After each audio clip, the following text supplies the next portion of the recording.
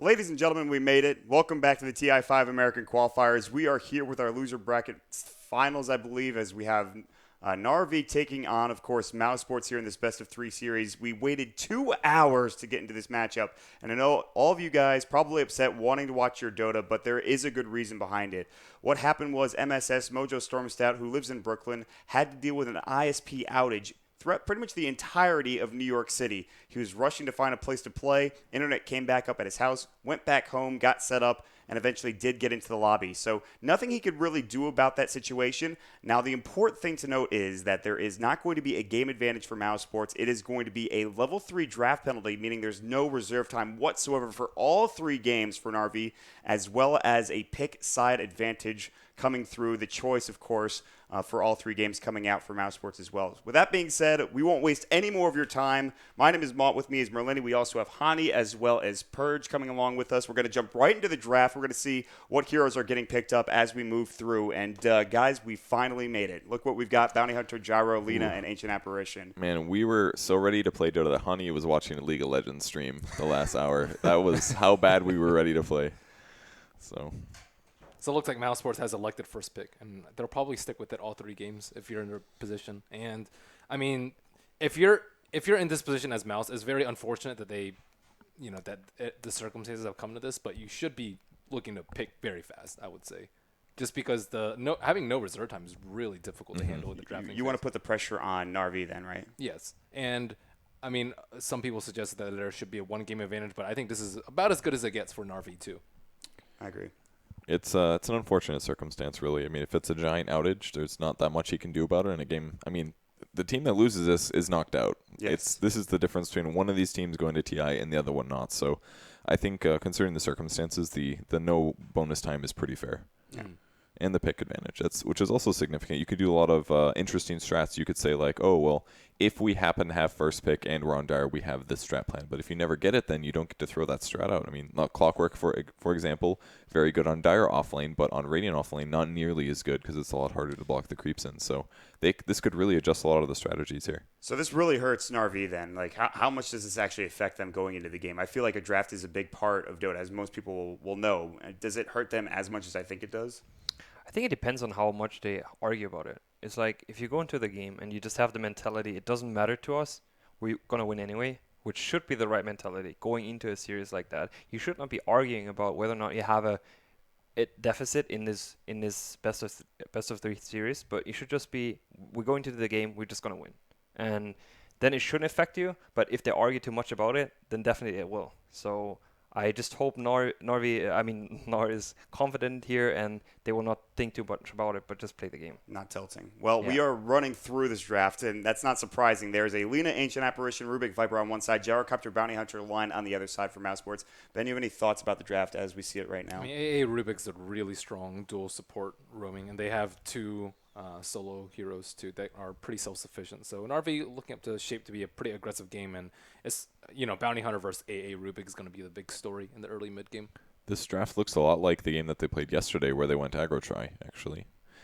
They did pick Viper, and I think Ush was playing it, and he went Mech Ags and SNY, or Mech SNY and Ags, not sure what the order was, but not that different here. They could go aggro try. I think this dual support is much better than what they were dealing with yesterday. Yesterday they had Shadow Demon Dazzles or supports, and their damage was entirely reliant on the Shadow Wave coming out. This time, you've got 3 ranged heroes. You've got Chilling Touch, that's 50 magic damage per ranged hero, and that's going to synergize even better with Lina, whereas Shadow Demon and the Dazzle did not really synergize there. So I think they could go aggressive try with this if they do want to. It's also Bounty Hunter support, so I think they're going to have weaker lanes because Bounty Hunter in a try line, if you have a sentry down, he's worthless essentially because he will get killed so easily. So maybe they'll go aggressive here, and maybe they'll have more success than yesterday.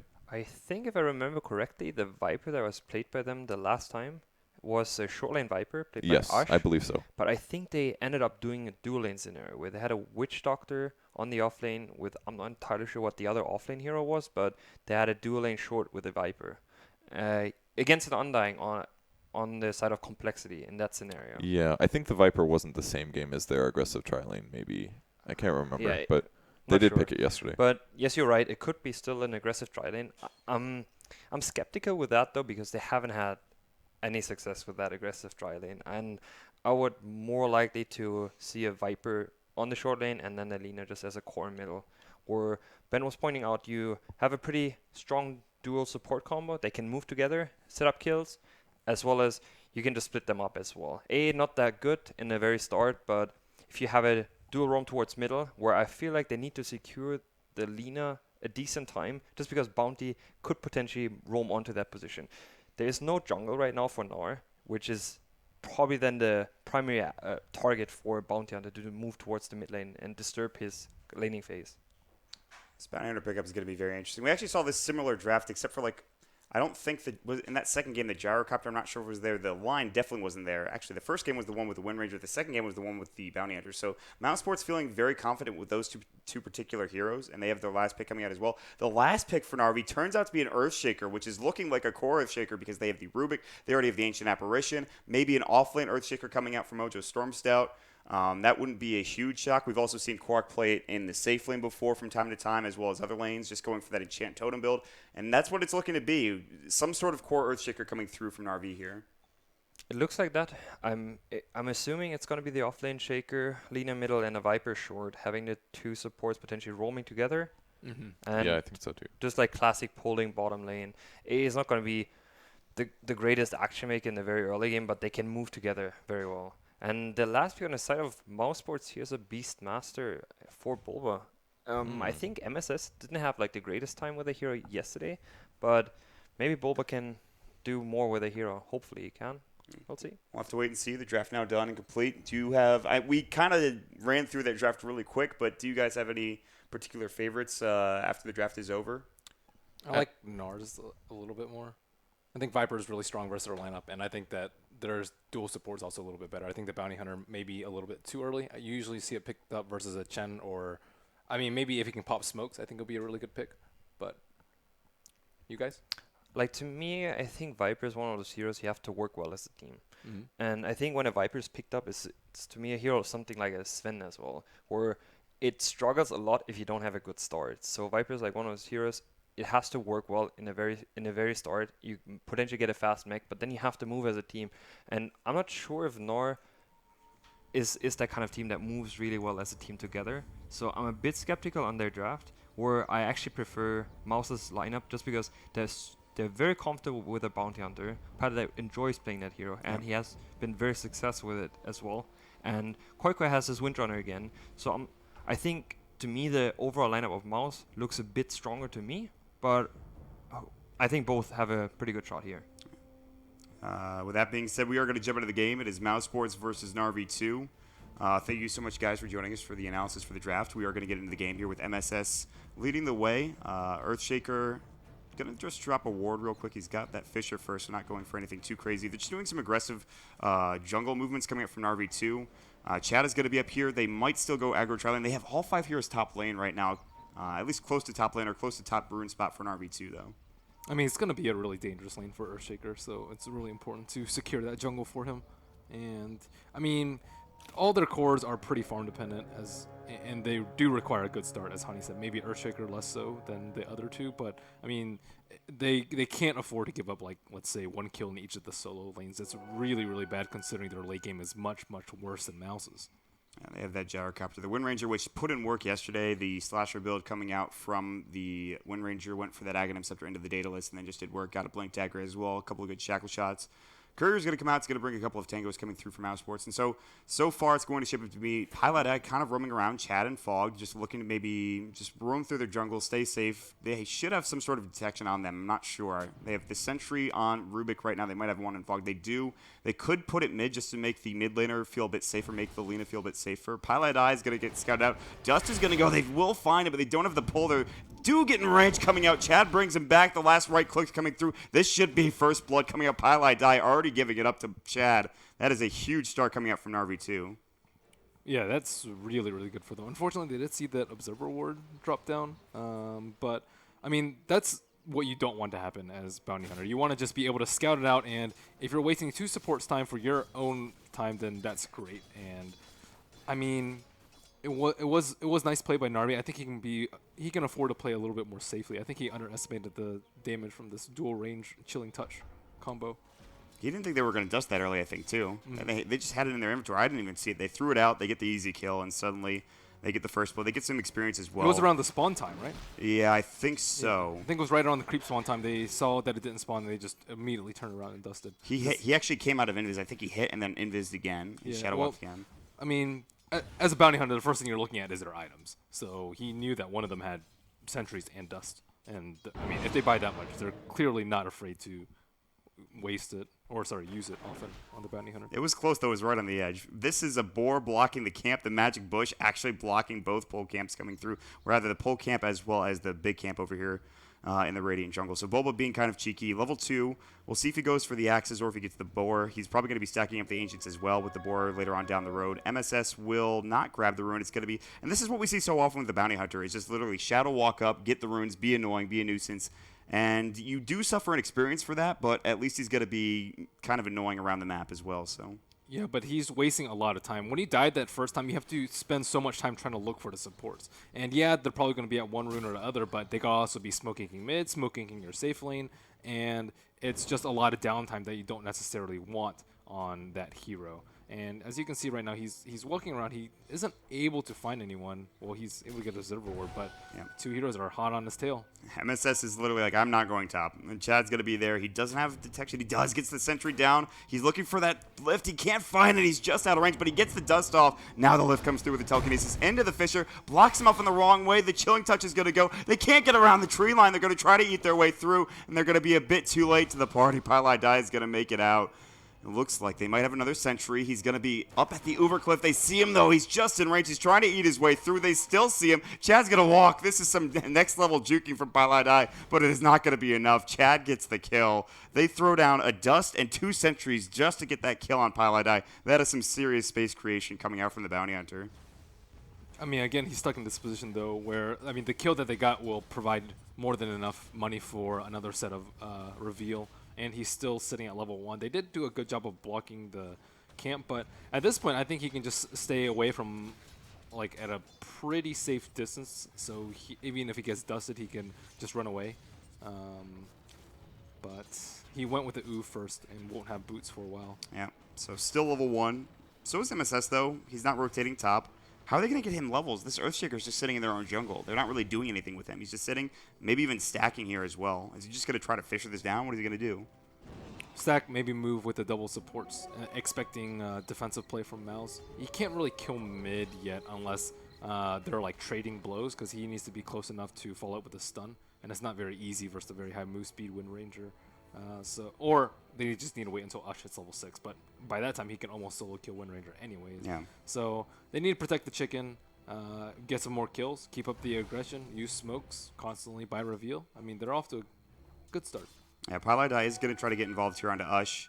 Chad's going to come through. He was waiting for it. I don't know if they saw that haste from bottom. There's the Light Strike Array. They do get the Dragon Slave off. They need the Fade Bolt. It's not going to go through, do enough damage. Koik the bottles up. Last couple of right clicks. He lives with 30 HP. Power Shot's going to come in. It's going to do some damage to Ush, but it's just harass. Koik will have to go back home, but he at least survives. There is a Salve on the Lina. Not so for the Wind Ranger. Yeah, this Gyro is getting a lot, and ES is getting nothing. Do we have any ancient stacks on the Beastmaster to work for? That's one of the better. Other side? Yeah, No. so one of the better reasons to pick Beastmaster on the dire side, especially in the off lane. Yeah.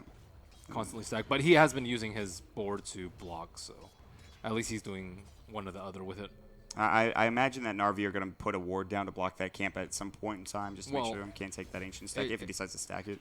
They can jack it, though. I mean, it depends on when Gyro's going to move, but either they need to place a high ground ward or to just body check it and see what he's up to. But, I mean, I think they know that they've been blocking his spawn camps, the pool camps with the boar. There are 3 heroes mid, Ush, MSS, as well as Chad. They have that Dire Observer ward, which is going to give plenty of vision. Koikfa he's like, that's not even close, MSS. It just clears out the creep wave. Wrapping around to the backside is going to be Pylai Dai, the Bounty Hunter. Just trying to get vision, just going to harass. Doesn't have boots still, he has enough money for it. There's no sentry there. Ush is going to walk to the high ground. MSS will rotate as well.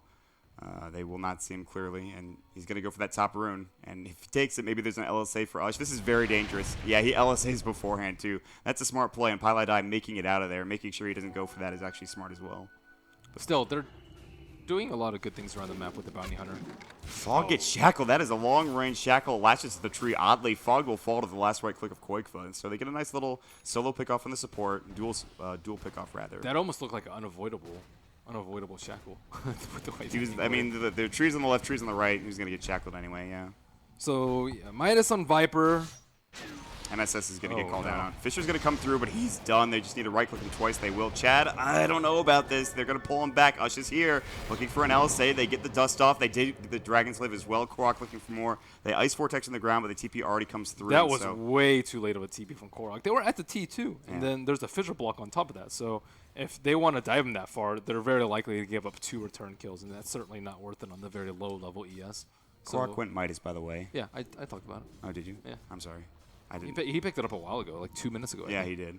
That's just such a strange pickup, though. You never really see that on a Viper. It's honestly very, very I mean, weird. it's also really nice versus the boar. Like, the boar's really Yeah. annoying in team fights, and the corrosive will only do so much. So instead of having to slog through it or waste precious attacks on it, you can just Midas it and proceed forth. So it's not... I mean, it's fine this game. And their late game is really, really weak. So I think a Viper with Ags and, like, Butterfly can cope with this farm gyro in the late game. And they're just hedging their bets, especially since Earthshaker almost has nothing. So, they can't rely on a huge Blink Dagger Echo to get them through the mid game. No, the Earthshaker is really right now a walking Fisher, which might be better than the Bounty Hunter, but at least he does have the Invis. Earthshaker's 3, Pilot Eye's almost 3. Korok is sitting nearby. They don't have detection. Currently down. There's no sentries. Bulba, he's sitting at level 6, so he does have the roar up. There's going to be Koi for getting the power, or rather the phase boots. So they're kind of getting plenty of farm regardless of Pilot Eye having a rough time. Qualifiers is doing pretty well in CS 45. Ush rotated out of the lane, and then top lane, Black Gyrocopter, 58 CS, and they're going to get this Tier 1 tower as well. The Glyph will come out, but it's only going to delay the inevitable. This Tier 1 tower is going to be theirs. The sacrifices that Pilot Eye has made for his team is, really staggering at this point, with both mid and the top lane going very, very well for Mouse. And, I mean, on top of that, they have this really deep Observer ward. He picked up levels on that kill on the left side. They forced out a lot of TPs, especially one from the Viper. They got a tower. So, I mean, all in all, yeah, Pilot Eye 0, 2, and 1, I believe. But he's quite the big impact. 0, 3, and 1, sorry. This has been a pretty good start for Mouse. Ush is going to take a stack. Pilot Eye will leech some experience, so that's going to be pretty huge. Anything you can get as a Bounty Hunter, and this should be a lot, honestly. LSA is going to come in. Dragon Slip to clean it up. He gets almost to level 4. Not quite there. Doesn't leech that much, but... I think the big story here is that AA and Rubik, they're forced to play defensively. Ideally, you want to be able to smoke, go get kills, especially on the mid lane. So they missed the mid lane kill, and then on top of that, they're just forced to constantly sit behind heroes, wait to see where the Bounty Hunter goes, and they're afraid to make moves because they think Bounty Hunter is scouting them out, as he actually is. Yeah, Fog's going to get roared up. They have the Shuriken Toss already tossed, the axes as well, and that's just an easy kill for Mouse. Korok is so slow to rotate over. That is a Viper without boots. He went Midas first. You have no mobility on a Viper, especially when you have no boots of speed. How are you ever supposed to rotate or ever get in position? That's a problem. And he can't harass the Beastmaster down too. If the Beastmaster is low, then they can actually proceed to get a turnaround kill, or he's forced to TP out and maybe miss out on the kill. But he's not low, so there's no chance of return kill. So, the Midas is good in some situations. He didn't Midas the board. He isn't at full HP in the lane, and actually he's getting out harassed by Bulba. So, I mean, at this point, they're losing all 3 lanes. This has been not great for NARv here these past couple of moments. Bulba now with that roar kill coming through, super helpful. And it is going to be Koik for going for the Aghanim Scepter again. He's going to be picking up that point booster. No surprise there. This build is what he went for last game. Yesterday when he played the Wind Ranger, this is something that has been working really well. The damage is beautiful. He doesn't really need a Maelstrom or anything along those lines. This is just the right pickup. Honestly, Mouse just needs to survive the fights and just take it to late game. Like, NARV at this point, it's very unlikely that they're going to be able to win this without a farmed Earthshaker, because a farmed Lina is not going to be able to cope with this. She's not even that farmed, and a farmed Viper cannot solo carry this. They can kite him all day with Beastmaster Roar, with Hex, with Impale, with He doesn't Wind have Run. boots, for God's sakes. He's getting him now. And even Trek, I think, is pretty good at kiting. They're going to dive bottom now. There's a beautiful shackle shot onto 2. The power shot as well. They're going to get Chad as well as Korok. The TP immediately canceled. They smoke it behind Bulba. Pilot I was walking in as well. They'll TP mid. Ush is going to go on the tower, but it is going to get glyphed up. Koikva is going to walk through. He's got shackle shot, but Ush should be fine for the time being. He's going to pop up the power shot. It'll hit both on Fogged and Ush. They'll back away, but that's a beautiful 2 kills down bottom for Mousesports. So the supports can't move anywhere now. They can't they can't do their jungle because that observer ward is placed. They can't really do the other camps because there's Beastmaster controlling that area. Top lane is just a death trap because Black +1 can kill anyone. And then in the mid lane, they're wasting their time because there was an observer ward sitting for a few minutes, as well as just Wind Ranger being a very difficult hero to kill. They get the kill top. Bulba's going to TP out bottom. They will get the tower as well. So that is actually such a good couple of seconds there. But they do lose the Bounty Hunter. That's fine. They were able to pick up the kill on MSS top, plus the tier 1 tower down bottom lane. And that's another 300 gold for the Wind Ranger as well. So supports, they're spread a bit thin, as we were talking about. They couldn't really help out top for MSS. I mean, look at their net worth. Bounty Hunter is almost double AA's net worth. And that's just incredible. He doesn't even have track yet. Yeah, I mean, a lot of his net worth has been dumped into sentries. So that's also something to consider. But, I mean, at this point, it's going to be a long time until these heroes have an impact. Rubik, AA, and ES, whereas Mouse, you only have Bounty Hunter, which is not really offline, but just par. So he's kept down 3 heroes for his own self. They might not even have an impact in this game the way it's going. 90 last hits for Black. They're going to smoke a bottom again. This time there's no tower. Korok's going to get roared up, and there's just no way he can get out. The Earth Spike comes in. There's going to be the Rocket Barrage, and just another great kill. The Fissure comes out, and it's on the wrong side again for MSS. He can't seem to find the right Fissure block coming through. And everything seems to be going poorly after an okay-ish start for NARv here. Yeah, I think Hani's analysis was spot on in that her teamwork is just completely lacking. First, you have the tower dive on the T2, which was only resulted in 1 kill. You have the Fissure block, which wasted like 3 heroes times on the Bounty Hunter in the very early game. You have Korok getting killed twice on bottom with no retaliation from NARv. I mean, it just all around, it's just misfires. So for now, Quakefoot's going to have his Academic Scepter within 1,000 gold, and that's ridiculous timing, 14 minutes. He's also level 11, so... I mean, he's going to have like 1,400 plus HP with his Ogre Club. And Lina is generally, I think, pretty good at killing a Wind Ranger, but when she's really, really tanky, the Beastmaster has like a lot of farm. There aren't that many good Laguna targets. And Gyro, not really sure what he's going for. HOD plus some mix? No? BKB. Okay, so he went HP too. So you have 2 heroes with 1,500 HP, the most important ones, and those are the ones you want to be able to stun combo with Lina into an AA blast and just instantly kill them. How are you supposed to kill him now? Well, they don't have the damage. They have AA blast, so it's still possible. It's just Lina needs a Yols to set things up firstly, and secondly, they have to try and avoid the Bounty Hunter as well as the Beastmaster Hawk and like Wind Ranger power shots for scouts too. So they have to be able to blindside Mouse in these jumps, or else they're just gonna trade like 2 for 2 or Mouse 3 for 3 with track RV. kills. Korok is, again, just farming way out. There's no tower there. The Ice Blast comes in. It's not going to hit anybody. It hits Bulba. That's fine. But he's so far out. They have an aggressive Observer Ward on the Radiant side. I mean, that's giving them... They have 3 Observer Wards on Dire. They have 1 right here. They have 1 on the high ground. The high ground one is and 1 huge. in mid lane. Yeah. So they know exactly where the supports are, and they just fight wherever they're not. And you could see kind of them playing keep away in the mid game where Quakevo was just sitting there and there were support sitting on the opposite side of the hill. And he's just like, okay, well, I'm just going to waste heroes' time. And I mean, Mouse has just been making efficient time trades and sacrificing heroes' time. NARv just just using far too much time milling about, waiting for something to happen, but it's always in the wrong place at the wrong time. 1 call down hit, 1 flat cannon hit, and a Finger of Death long range comes out from way 2, and that's just an easy kill. And this game is starting to look real bad for I NARv. think they have to 5-man with mech like pretty soon, or 4-man with AA split push. Then just try and catch up with some kills. They have a farm Viper, but he's the only one. This who could has be huge. Can they get this kill? Viper Strike, Laguna Blade as well. The Wind Run comes out, but Quakefa's going to live. That extra HP coming from the point booster. That was without the Ogre Club as well. They couldn't get the kill. They couldn't secure it. You might, I mean, they need AA Blast to set up for all of these kills, but they just got to pick one. They threw up the AA Blast, but he's going to dodge it. He's heading towards the jungle instead. So it goes all the way to the well. Kind of a Hail Mary. AA Ice Blast. It's not going to connect on anything. And this is what we saw. I want to talk about that ward on the high ground on the Uber Cliff for the Dire side. That ward was the ward they placed yesterday against Void Boys. Void Boys had literally no idea, and they walked into 5 or 6 kills, something like that, just because of that ward. That ward was placed so early coming out from the line, and they give so much vision for Mousesports. Not only that, you already talked about the other 2 wards as well. They know exactly where NAR are, so it's ridiculous. How are you supposed to deal with all of the pressure from Mousesports? That's one of the best parts about Bounty Hunter, is just being able to place really deep wards. Generally, you need to A, win a team fight, or B, smoke solo as a support if you want to get a ward that deep. I mean, if the game's not close, it's pretty easy to do, but if the game's pretty close, as it was like in the first 5, 6, 7 minutes of the game, getting those wards down are extremely difficult and extremely worthwhile because teams don't expect you to be able to place it that far. Yeah.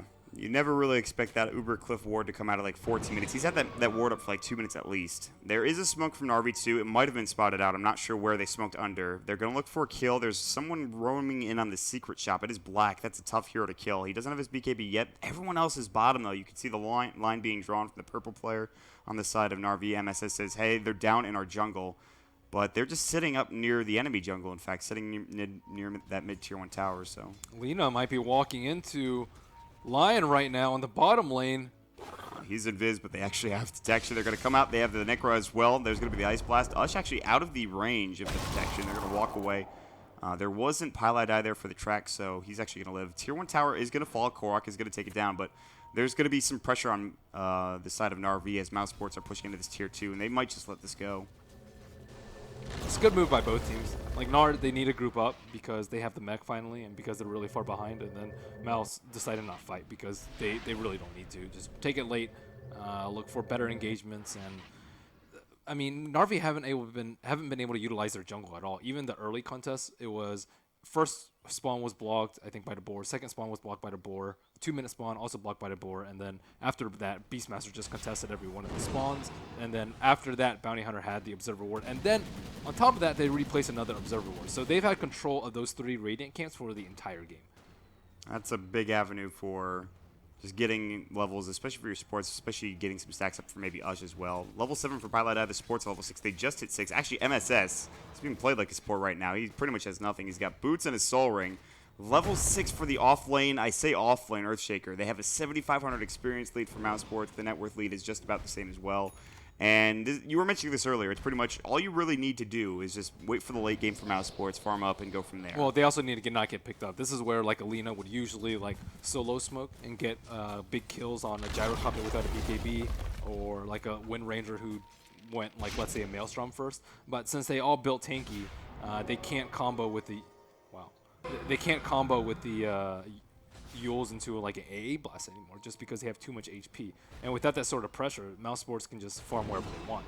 Generally, they'd be a little bit more threatened, but they're like past that critical mass where they can split push without fear of the solo Lina.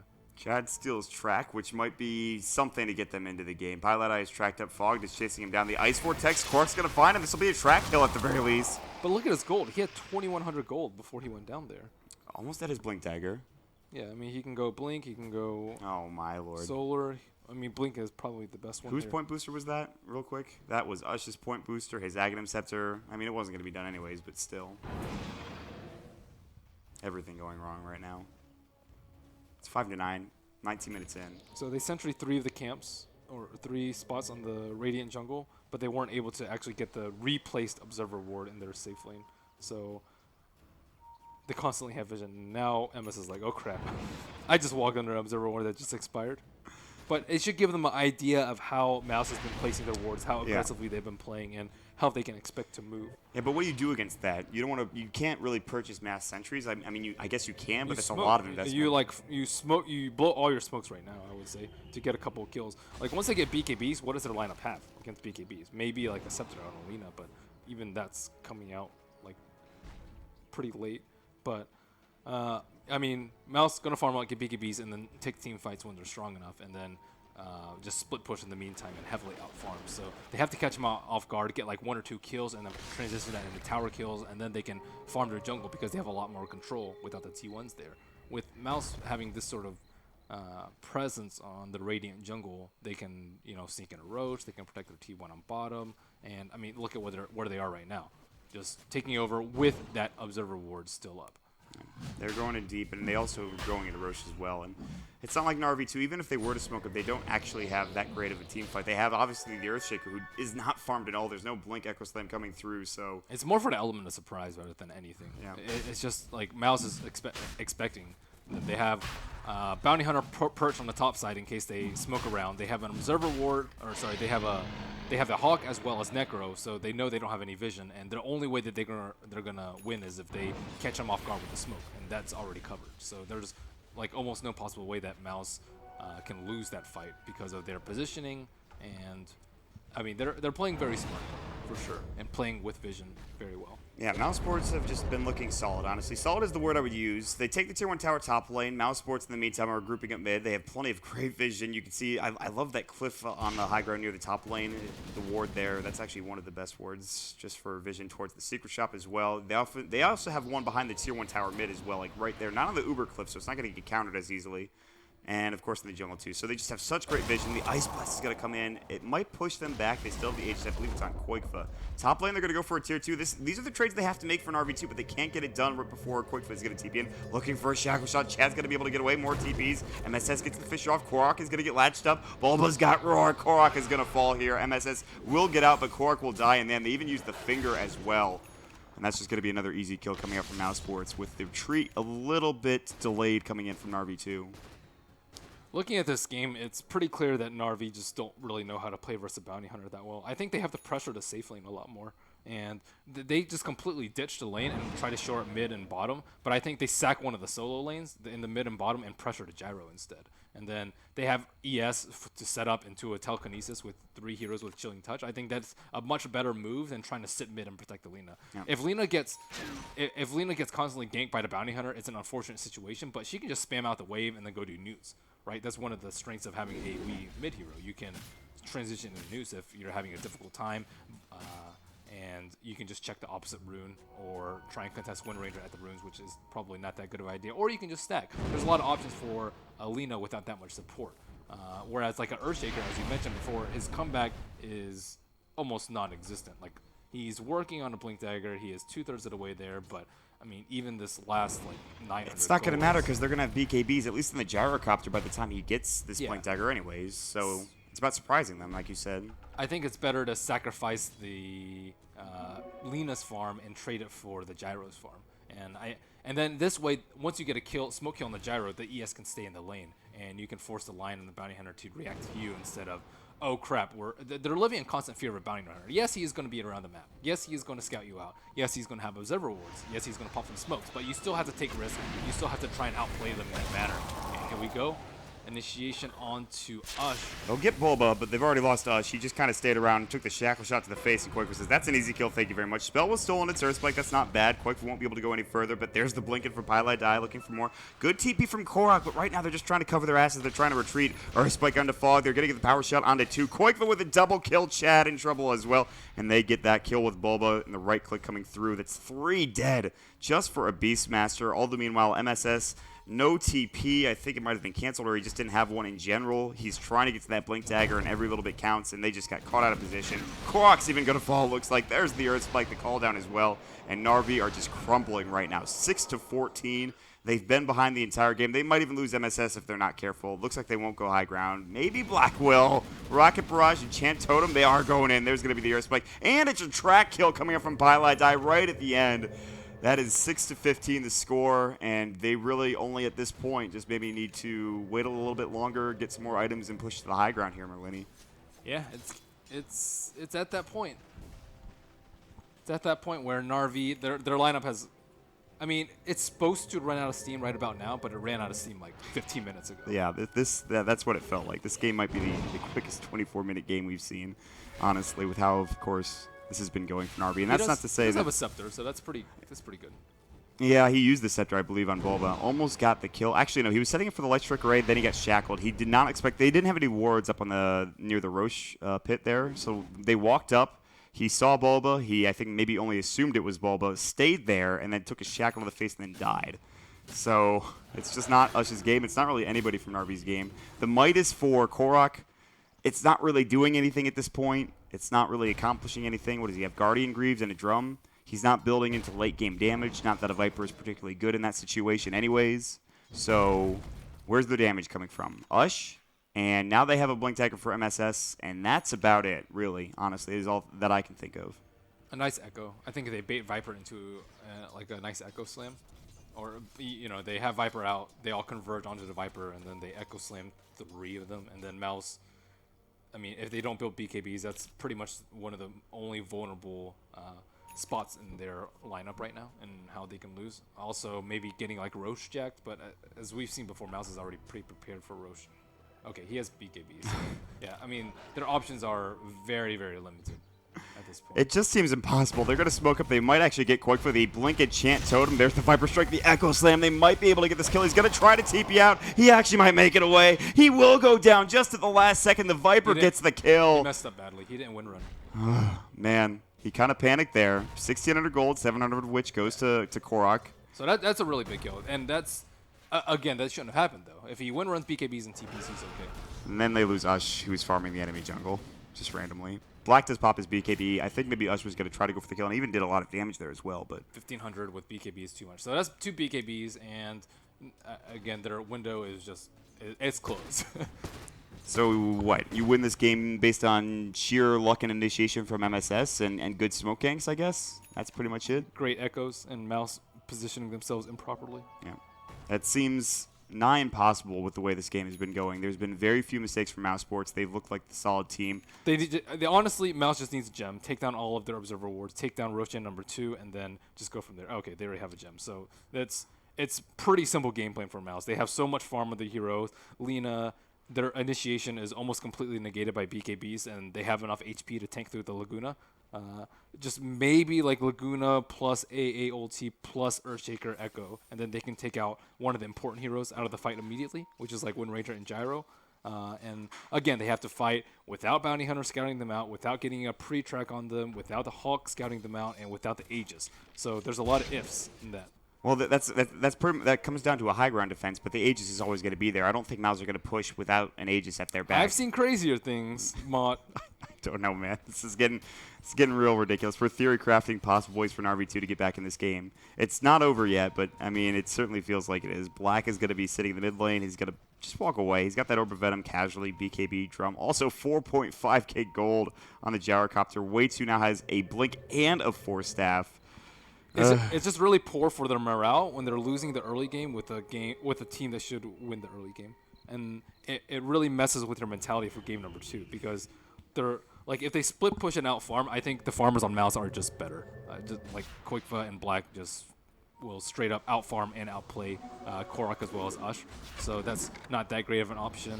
Yeah, buy Ush, and then if they go the other route with a all-in early game, they also lose the early game. So they can't take it really early. They can't really take it late. And honestly, they just need better chemistry, better teamwork, or a draft that Mouse can't really cope with, which, you know, It's hard to draft that when you don't have reserve time, though.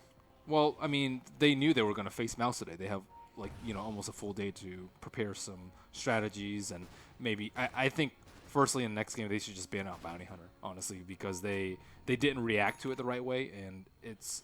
I mean, maybe if they realize that, but I don't think they're going to realize what could we have done to stop the Bounty Hunter, and they're just going to straight up ban the Bounty Hunter instead.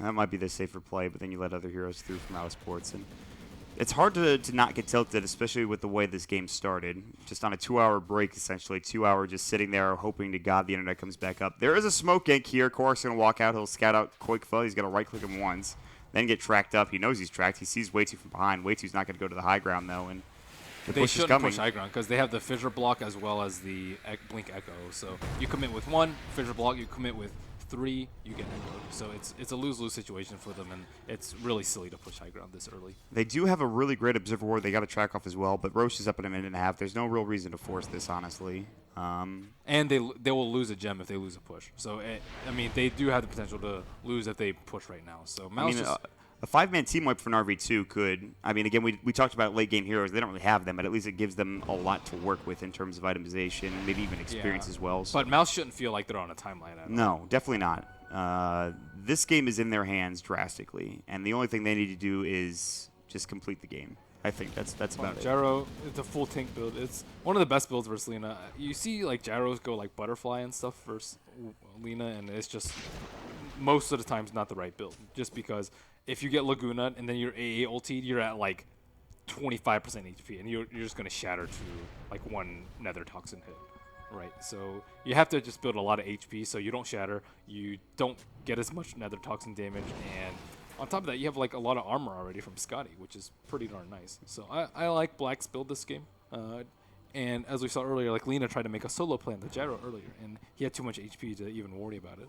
And that's just the Lina, obviously, but with the Gyrocopter, he wasn't even really close to dying. So now imagine with Scotty. If he gets shattered, or like, you know, if he's like tanking neutrals, let's say, and gets a little bit low, it's not that unfeasible for them. Well, Mousesports are going to try to push up to the high ground now, or at least look for a kill. The Blink Roar to MSS. The track is up as well. The Shruka toss. He gets fingered just for good measure. He'll fall, and he's down for 44 seconds without buyback. And now I think the biggest problem with pushing high ground has been dealt with in terms of the Earthshaker and the threat of the Fisher block as well as the Echo Slam is down for 30 seconds.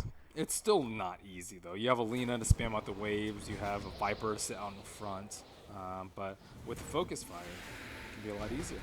Telekinesis comes in, but doesn't do anything. There's the Light Strike Ray into Black. He's very tanky, as we already talked about. Fade Bolt, so they threw out a couple of abilities, and they do some work. Black's going to get Ice Blasted. That'll do some damage. It'll push them back. They do lose the Tier 3 tower in the process. So that's how big that is. You lose an Earthshaker for 44 seconds, and suddenly you lose a Tier 3 tower as well. Imagine if Gyro didn't have that HP build, though. He would have died to that. And on top of that, they didn't use Laguna Blade. So if Lina were a little bit more aggressive, then they could just get a Laguna Blade and he would have died. And that's with going like full HP, full tank build with... Rip our Dota. we have some technical difficulties, guys, but we've got Merlini on it on the other stream here, on the other computer.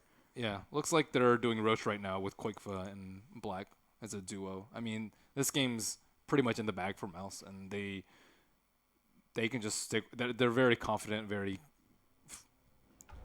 I mean, there's not really that much to say except they have a very positive mentality going into game number 2. Yeah, it should be pretty good. I mean, it's not game number 2 yet, but it's getting there. Mouse is not making that many mistakes. There's so much on the line right here that you don't go for YOLO plays, and I think all of them are in that mentality like.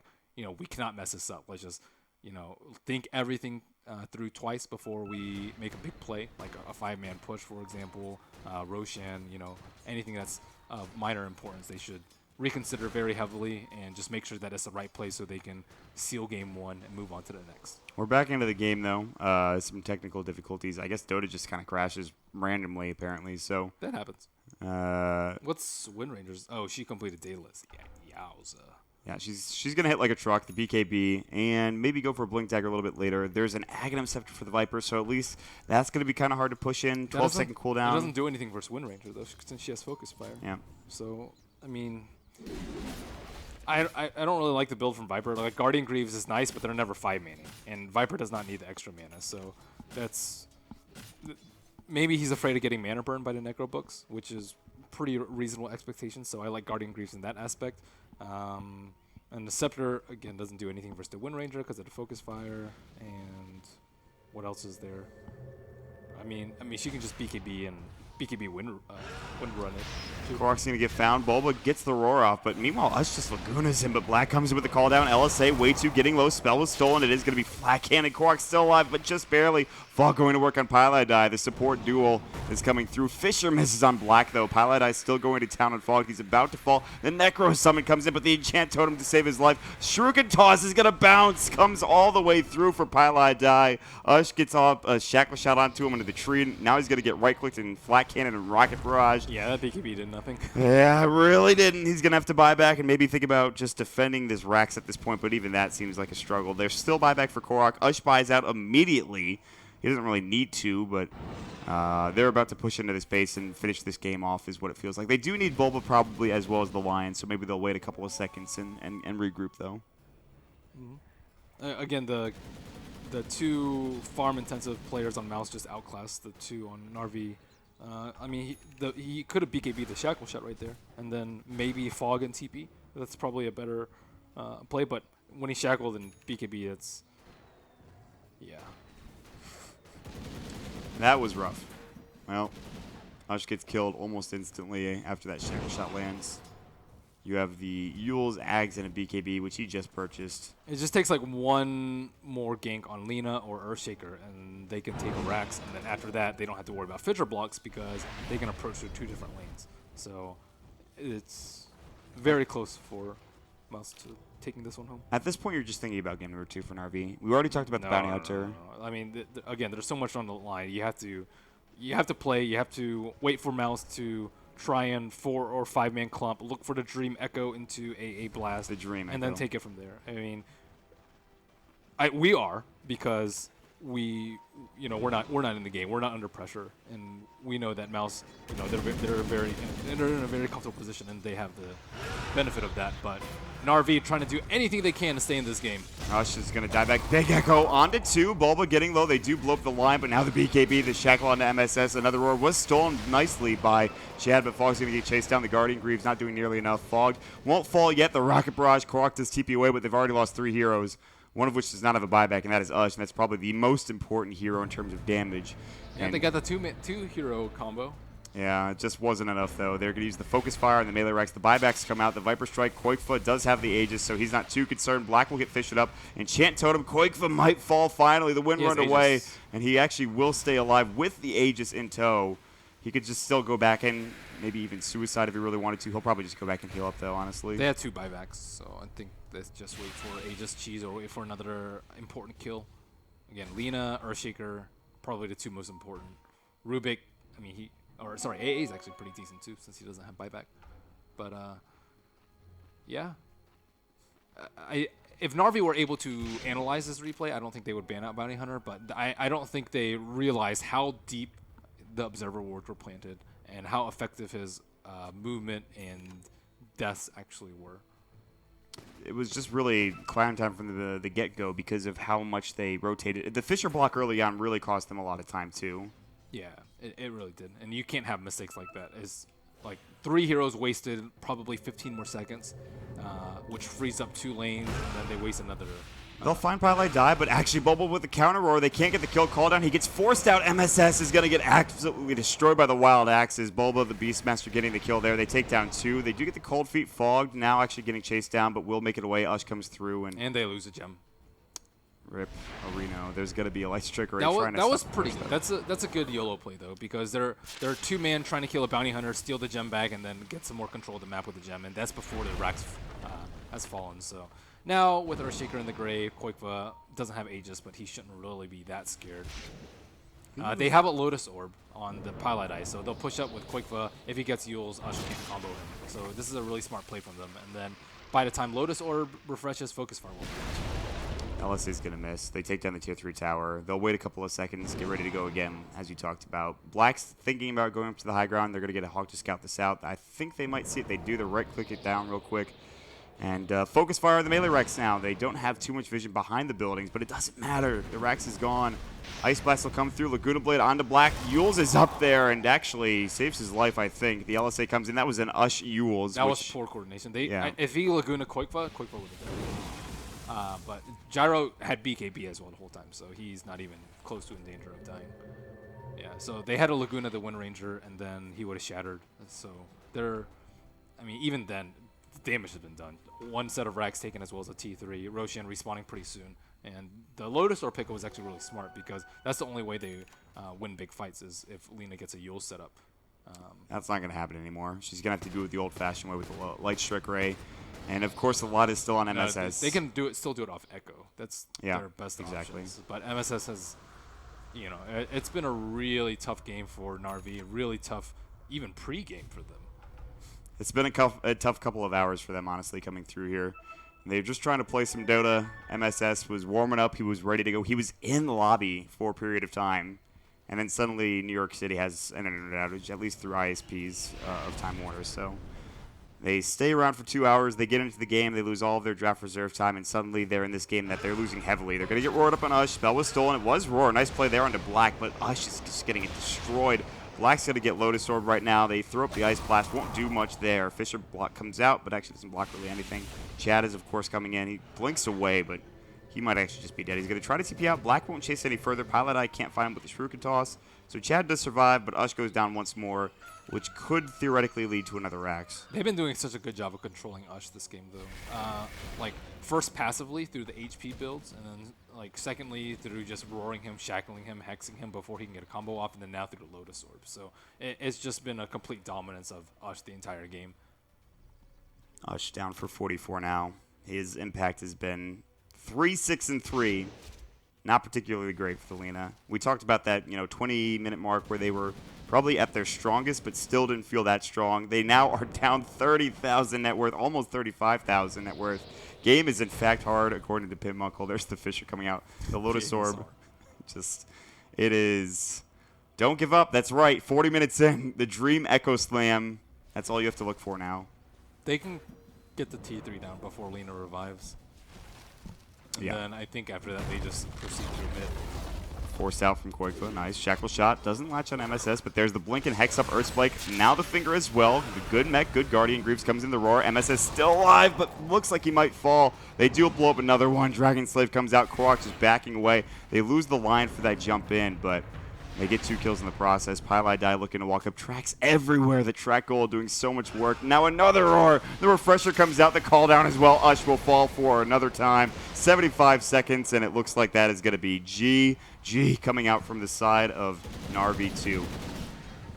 As you said, Pylai is a beast on that bounty hunter, and it showed this game. It's the support play that is just so crucial for the foundation, for the carries to shine, for the mid players to shine, and Pylai just set the framework for the entire game. Yeah, right from the get-go, making a lot of space, and honestly, from that point on, it became very difficult. The early game, that should have been good theoretically for NARv2, really wasn't. And ban the BH. Yeah, I think so. The gyrocopter tried to deal with him in another way, but we'll have to wait and see. Game number 2 is going to be coming around the corner. Before we do get into game number 2, we do have Purge as well as Hani back with us. Guys, what'd you think of that game? Purge, we'll start with you. They definitely needed to do more with their supports in the early game. They did gank once towards Wind Ranger in the mid lane, but that gank didn't work out. And MSS felt like he didn't really accomplish a whole lot in the early game. Honey pointed out primarily, I don't want to steal all of his thunder, but I think the first time that he helped with the bounty hunter kill, despite the missed fissure, was worth it.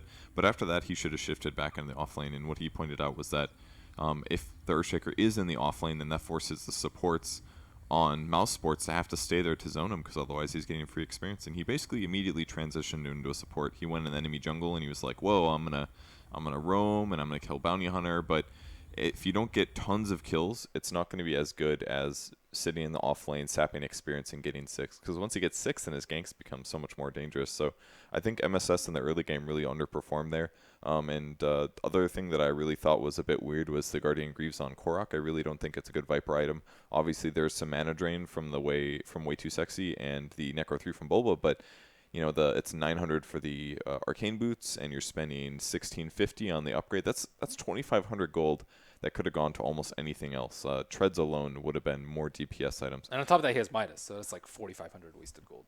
I could justify the Midas, and I guess in the sense of not having treads, that you offset the lack of treads with the Midas, but I just don't like the Guardian Greaves there at all. I think it's just an unnecessary item. The mech alone is fine. Yeah, he would maybe have some mana problems. Maybe he's played some games versus mana drainers where he's like, oh man, I got all my mana drain and I just can't do anything. Don't you think that was a team effort though? Like Guardian Greaves is for Guardian. 5-manning. Like if they were stronger and they could 5-man more, the Guardian Greaves would I just don't like. I don't think the item is that great right now. I think it's situationally useful if you have it on like an Undying and he's almost out of item slots or something like that, or maybe they have a ton of physical damage. But I just that early in the game, it's not worth it. I don't think that was half of his eggs. He could have gotten his eggs faster. He could have gotten his S and Y faster. And with the Midas, his gold would have came in really rapidly. I mean, that was obviously a very moot point for the scope of the game. But that's my analysis of the game. Yeah, pointing on the Guardian Greaves, I'm totally on Purge's side here. I think Guardian Greaves, 2,500 gold, about there, not worth that. I definitely think it wasn't worth it. But I think like the way they wanted to win the game was 5-man push with those heroes or take control of the map and fight a lot, right? No, definitely. I'm saying that I don't think the item itself is bad for the 5-on-5 part. The item's terrible. But I have a problem just with the combination of the item. Mm-hmm. You can't use it separately. Like using a mech in your mana boots is kind of an off part to me. Mm-hmm. Then recipe is too expensive. I just think it's too expensive. The only hero I can see the item being good on right now as a first pickup is Husker, in a sense where you get the mech, but then you want other items as well, right? Going away from that point, it's not that great. But I think my biggest struggle for NAR here is just the fact that I think MSS is their playmaker and he has to perform. Like, I think it's very essential for their team that MSS has a good start. And I felt like he was not confident on Shaker. I do not agree that he should move around. You were mentioning it. He should not move around the map. He should stick to his lane. That's what Bulba did. It was Pylai creating the space. Bulba got levels because he created the space. I don't know why. Pylai tends to get first blooded every time he plays bounty hunter. He manages to get first blooded, but it seems to be like the good luck charm that that the game is going well after that. All right, boys, here's your first blood. All right, let's win the game, Dota now. Other than that, I think a big point to the game is how do they approach it.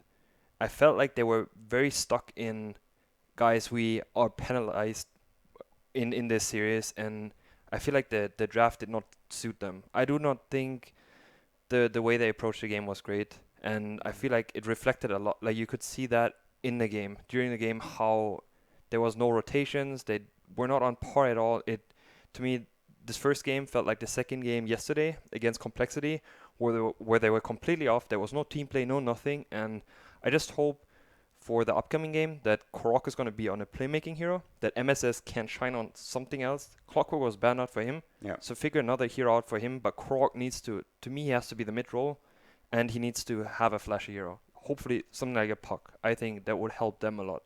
Tempo controller for Korok, MSS, a douche hero, if you will. Just do something, honestly, at this point, because right now that Earthshaker did absolutely nothing, and he is arguably one of the, if not the best player on that team. That's what most people have been saying for NARv2. So game number 2 is going to be coming up. We'll have to wait and see how NARv2 draft and how they play throughout the series. Hopefully they won't tilt too much. Again, they won't have the luxury of the reserve time, obviously, or the choice of pick or side. Something they'll have to deal with, though.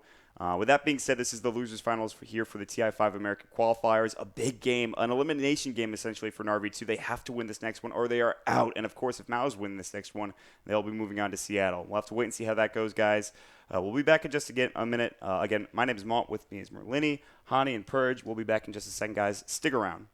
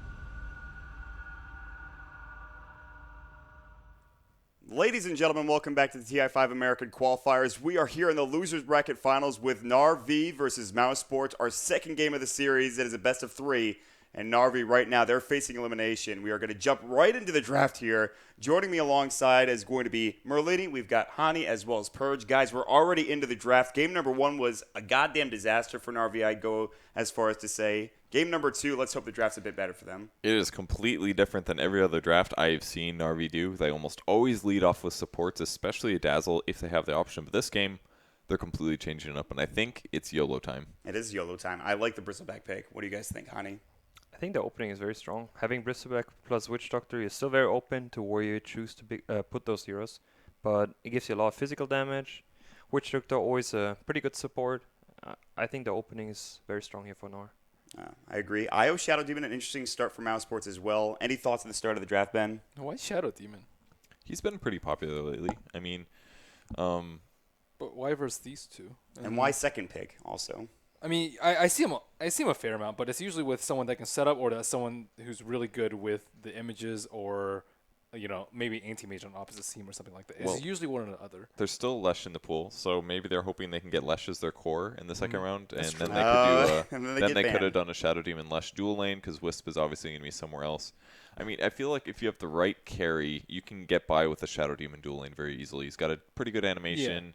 You can zone. It's pretty defensive in case you get in a bad situation. So But versus a Bristleback, you won't be able to zone. They can always just throw Bristleback to the offlane, especially with like a Bristleback Witch Doctor offlane, let's say, and then it's really difficult for the Shadow Demon to do anything. If you're 1v1, it's okay. It's not the best, but if he's still level 1, his cools are low. He's not gonna have goo. It's not terrible, but yeah, I mostly agree. Especially if it's a dual lane, he definitely can't bully well at all. They go for the Darkseer third pick, though, coming out from North American Rejects. One of these heroes is going to be an MSS hero, and I'm inclined to believe that it's going to be Darkseer. Yeah. And that feels a lot better than an offlane Earthshaker that doesn't do anything for the first 10, 15 minutes of the game besides gets first blood. Well, he can go jungle, and he's also they can also safe lane Darkseer if they want to. Yep. The fabled Nick Sasson from Mousesports. I haven't seen any of their games yet where they played that. That's his hero. Very good versus Darkseer. Darkseer buys a lot of int items. In the late game, you can just mana burn him very easily. Bristleback, actually another hero that really needs to have mana to be useful. If he can't cast spells, he's going to be in a bad place. What do you think so far, Hani? And they pick a line into that as well. I guess it's just a standard support, but I just feel like you might, when you see a Nyx Assassin and then you pick on top of that another very intelligence-heavy hero, it's questionable, but I believe they have a strat.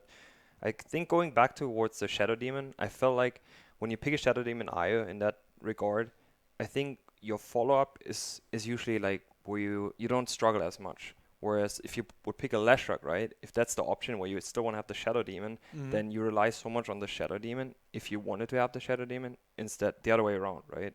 Right. Yeah. I do like the line pick, though, because it does protect them against heroes like Storm, as it did get picked up later. I mean, they are weak on disables. Darkseer, Bristleback, Witch Doctor has a stun, but it's a bit finicky, and you can't really lock down Chain reliably, at least. So Lion did protect them based on whatever Mousesports would pick. I think it's just a safe support pick. Like, obviously, it has some weaknesses, but being able to Hex and do an Earth Spike, if you can initiate properly, can often win you team fights. So. But, I mean, they're going to have a really difficult time locking down a Storm because they have a Shadow Demon on top of it. Like, if he gets Hex, defensively defensive Disrupt or, like, Overcharge plus Tether. Relocate out. Yeah, there's so many things to counter the line that I think I would prefer, like, a stronger AoE hero. I guess they did ban them out with the Sand King and the Enigma, but generally I think that's a better way to approach IO and Shadow Demon. How do you get a Shadow Fiend last pick? That is a value pickup coming out from NARv2. That's a hero they play literally almost, not every game, but they play it a ton for Ush, and they get it with the 5th pick. It gets all the way through. That's a pretty big deal for NARv2, I think, in this situation. I like their synergy a lot. They've got Shadow Fiend minus armor. They've got Bristleback minus armor. They've got Witch Doctor ulti, so that works pretty well. Darkseer can Iron Shell on the Bristleback. He can Surge him to chase down. That's actually going to be a huge deal. A Surge Bristleback going after either a Shadow Demon or a Wisp, he's going to have to burn Demonic Purge, or Wisp is going to have to be very, very careful. I do like the synergy on NAR here, whereas for Mousesports, the Shadow Demon doesn't super synergize with anything other than Storm Spirit. The Wisp isn't exactly tethering on any of these heroes very often. Maybe so can Nyx Assassin or something like that. You can tether on Storm. Yeah, and on Storm is pretty good, definitely, especially because you can give him mana, which allows him to do more things. But Mousesports really needs their tanky up front. Who's going to be with Wisp throughout the game? Hero. It's always Tiny. We're going to find out. 8 seconds left. It could be Tiny. It's not banned out. That's definitely a possibility coming up from Mousesports here. What are they going to grab? 3, 2. It's the Viper. They go for the Viper, which is something that obviously NARv2 did not have success with last game. But Viper, that is an interesting choice, guys, coming up for this last pick from Mousesports. Do you like Viper pick, Honey? I'm not a big Viper fan, but if they make it work, I think it's pretty good with a Storm here. Mm-hmm. Overall, you get a techie core next to Storm. It's quite important.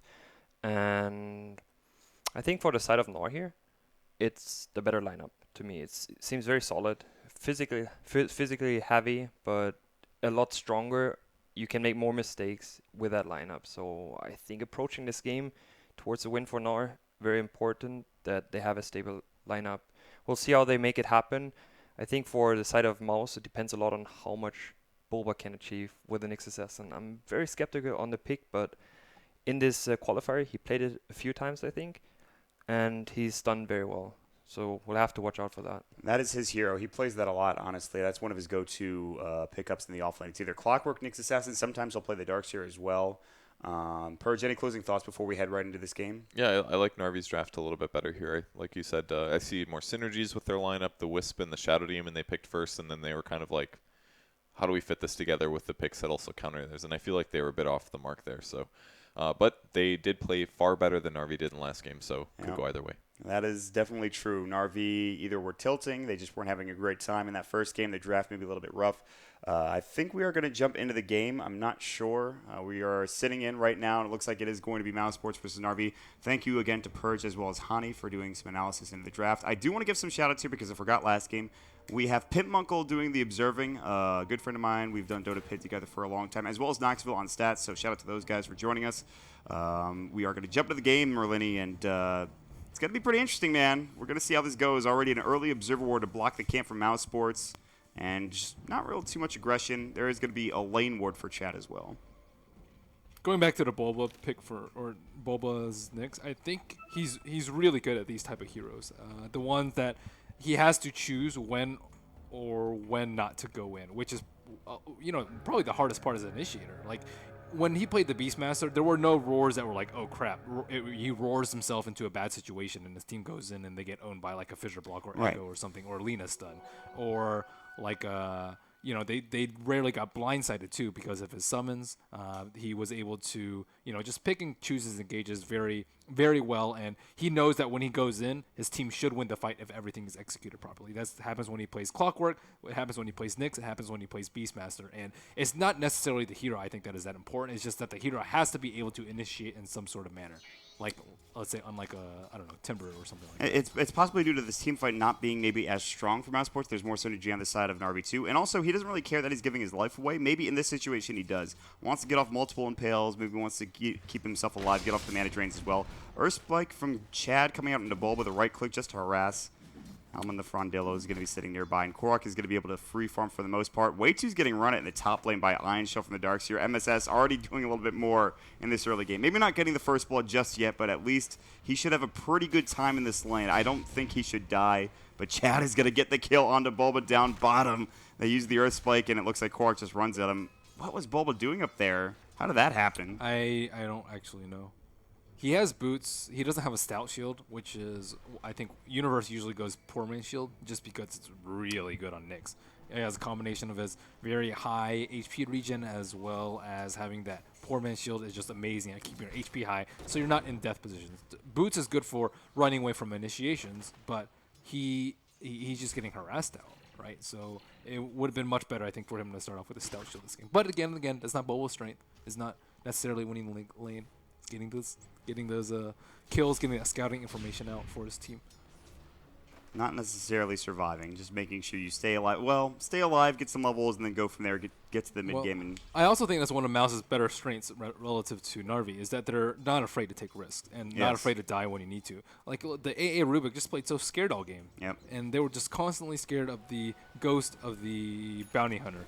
And Bounty Hunter died a lot, and he was able to scout him out a decent amount, but they still didn't take the risk that, okay, we'll just smoke and try and avoid him this way and pick out the gyro, or smoke maybe and do bottom kill the Beastmaster. They were just never in that sort of position, whereas you have players like Bulba and Pilot Eye who will sacrifice their lives for information, and information is power. It's key. Yeah, information leads into the Observer Wards, leads into the vision. You have that vision power coming out at 14 minutes into the game. That's beautiful coming out. Meanwhile, Black Diving Ush won't get the kill. The IO overcharge coming with a tether, and they're already playing so aggressively. 7 last hits only for the Shadow Fiend. He'll be able to come back top lane. Iron Shell's going to go through. Quakefa's going to walk up, goes for the Remnant. MSS in trouble. He's got Surge. He's going to have to use it. They can't chase him down, but they will have somebody going to the top rune spot. MSS is only level 1 Surge. He's in trouble. He's going to have to juke and jive his way to safety. He does have the self, but he's going to give up a kill here. The last right click comes out from Pile Die, and that's just MSS out of position, out of mana, and level 1 Surge is not enough. That's going to be really bad for him, because I think Storm will have Vortex by the time he gets back, and then they're not going to be able to like, that takes off like 1 second of his very short duration Surge. He needs like level 2 Surge and level 2 Iron Shell to put pressure into this lane. Yep. And he is falling behind there.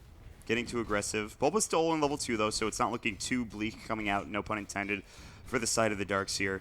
That's right, guys. Chad is not actually Chad. His name is Bleak. But for some reason, he insists on being called Chad, which I guess I can get behind. So he did get that first blood. 24 last hits for Korok. He's doing a great job in this lane. Let's see. Despite an early death, Bulba's skill and Nyx are not to be underestimated. 10 in 1 in 6.83 and 6.84. They clearly picked this hero for a reason. He knows what he's doing with it. So that's not a huge... I guess it is kind of a huge surprise. That's a really good win rate coming through on the Nyx Assassin. Arcanes. Bristleback going to be going Guardian Greaves, perhaps, coming out from Korok, which is what we saw in the last game, and we weren't a big fan of on Viper, but that might be what he's going for this game as well. Ush getting chased down mid. Black going for right click. The TP coming in, the rotation. He's actually TPing out. Fog going to throw the cask up. It's going to bounce through. Bounces to a creep. Pilot Eye might get out. The Earth Spike's not there. They needed to bounce back to Pilot Eye, and it just was not available. So close. Guardian Greaves, I mean, with mech being nerfed so much, I think Guardian Greaves in this recent iteration of 6.84 is more justified. But I mean, we've talked enough about Guardian Greaves. But Guardian Greaves on a Bristleback though. It's pretty good. Okay. MSS in the top lane. He won't have to go for the mech. That means he's free to go for maybe an early Blink Dagger. Why is he like sidestepping so much in this? I'm Like not sure. I mean, you sidestep when you're scared of dodging stuff, but Nyx isn't 6, and there's nothing else to dodge. He's practicing. He's warming up for later when Nyx Assassin does eventually hit level 6. His mouse is broken. It could be that too. If that's the case, MSS is having one rough day. That's all I can honestly say. He's actually getting chased down. There's going to be the tether coming in quick that has the pull. Surge is about to come through. There's the pull, and MSS might be able to make it out. Last Ball Lightning. They got the Shadow Poison. It doesn't take the Ball Lightning further. The IO tether coming through, giving the mana to Quakefa, plus the Soul Ring he uses, and that is going to be the kill coming out for that Storm Spirit in the top lane. MSS dies yet again, and maybe you have to think about rotating to the jungle now. Or like double Ion from afar, Yeah. and just get gold and sacrifice your XP. At this point, it's not working out. They have a reserve reward there. Not sure if MSS knows that, but probably not. He's TPing back top. He should play pretty far back.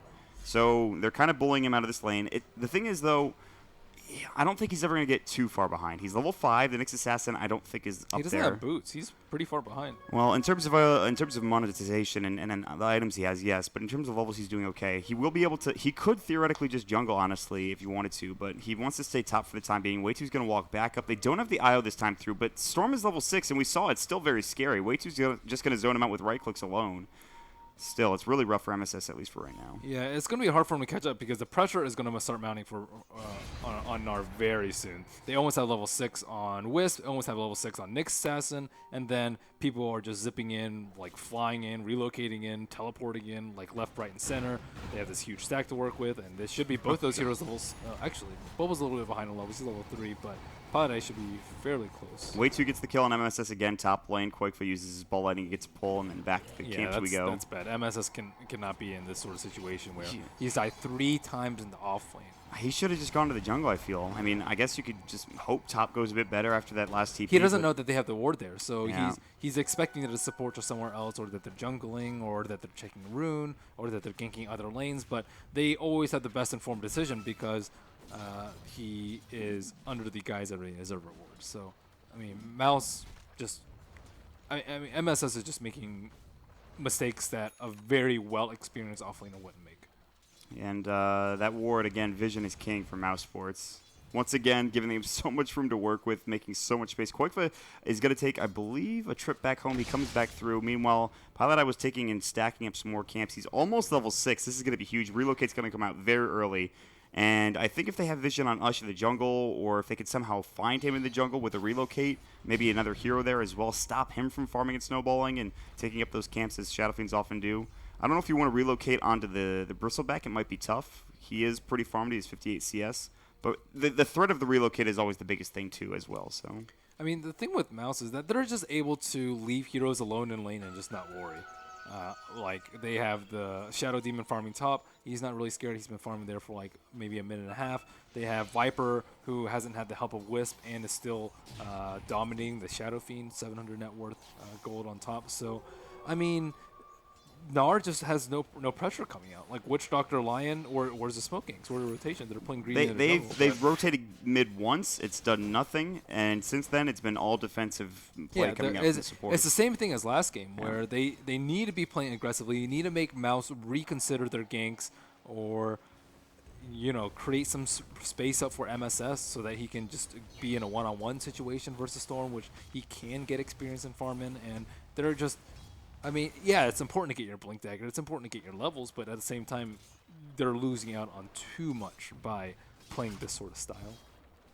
Korok down bottom is going to be getting his headdress, and his mech is pretty much done at this point. And that is the one shining beacon coming out from NARv2. They have 1 kill. It's 9 minutes in. They aren't too far behind. Ush is getting stacks now in the jungle as we speak, but Black is also getting that mech too. He's got his buckler up. MSS will rotate to the jungle finally. He's going to get boots. He's got his soul ring. And from here, it's about levels and maybe getting a good vacuum wall in the next couple of minutes here as we progress through the mid-game. But you see, all the support play is spilling over to everyone else right now. Like Darkseer, because of the poor support play, he's died 3 times, as well as forced to go to the jungle. And because of that, Shadow Fiend's farm is limited too, because he can't fully utilize his jungle. And on top of that, now it's spilling over to Bristleback. So everyone's farm on NARv2 is just impaired by this lack of support movement, lack of pressure, lack of anything coming out from Lion and Witch Doctor. And Bulba's almost level 6 as well. He's going to be a nuisance around the map. And we saw how much Pylai Dai can do in a Bounty Hunter. Bulba comes in with Vendetta, sets up a kill as well as a relocate. Like, Bulba's going to Vendetta into the jungle, find one hero, they're going to relocate in, they're going to kill him with an Impale. That's pretty much just how it's going to go, honestly, for Mousesports. And there's really not much NARv can do about it. Maybe a good cask, vacuum. Top lane Chad is a little bit too far up. I say that it's only 10 minutes and he's under his tier 2 tower, but still dies. Quickly gets the kill. Io actually almost went down to the tower, but does not in the end. He gets back home. His relocate's ready to go as well, but he's in the base with no hero to partner up with. Bulba gets a haste rune. Still no 6, but he's very close. And again, now it feels as if NARv, they're forced into this situation. Let's push the tower. Let's stay together. Let's make sure we find something here. Let's get some gold. Let's get some money in our bank. Bulba. He has the Impale. But he's alone. They're actually split pushing mid. They have 2 heroes here, and they're actually putting a lot of pressure on that mid tier 1 tower. Viper's going to work already. Fog with a Witch Doctor actually gets the last hit. He's rich. They're going to keep going for the tier 2 tower into that bottom lane as well. The Impale coming through does only some creep wave damage. Pilot Eye has the spirits up as well. I like the pressure that NARv are putting on, but they will back away. They don't want to pressure too hard in their tier 1 tower mid. They're going to have to TP to defend it. Black is ready to go with Viper Strike. Quark is the only one here. Shadow Poison's going to go through. And Korok is forced to back up. They have no way of initiating. There's no hook shot, no blink daggers up just yet. So Black's able to walk away just cleanly, honestly. And Fog, again, waiting for an opportunity to be presented to him. I like him when he has his blink dagger, but I think his play has been a little bit too predictable. And what teams do is they just put so much pressure on him that eventually he has to stop farming, and then they just in turn wait for him to just sit there while they farm up themselves. And I think that's kind of what happened this game and last game.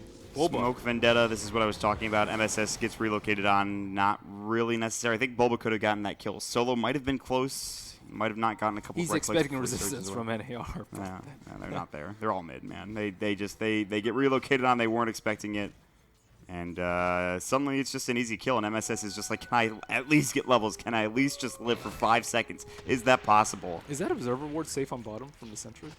No, it is not. But they don't have the vision yet to figure out that there's an observer ward there. They're still pushing into this mid tier 1 tower. They're trying to make things happen for NARv2. I like that. But now Koigfa is starting to get a bit farmed. He's top in net worth. What is Koigfa going for? Is he going to go for the early Bloodstone Orchid? It is the Orchid. He's going to be picking that up momentarily. He already has the 1 Oblivion Staff. If you thought Darkseer was having a bad game, it's going to get even worse when this Orchid comes out. Oh, man. He's not going to be happy. Korok is going to get a Vitality Booster. So no Guardians for him. Yeah, he's just going to go for the Arcanes and the mech, which is really weird. Because Usually you'll see, you want treads on a Bristleback, like 9 times out of 10. You want treads if you aren't getting Guardians. Yeah. I mean, he's not getting Guardians right now, But later. but I think, yeah, treads mech would have been maybe a little bit more solid. And again, it's the same game plan as before. It's like, okay, we're behind, we get our mech, and then we push. But now they can't push just because Storm can just jump on anyone. Lion's not level 6 yet. There's no wall on him. Darkseer has no items. And how is SF faring, at least? He's the highest level in the game.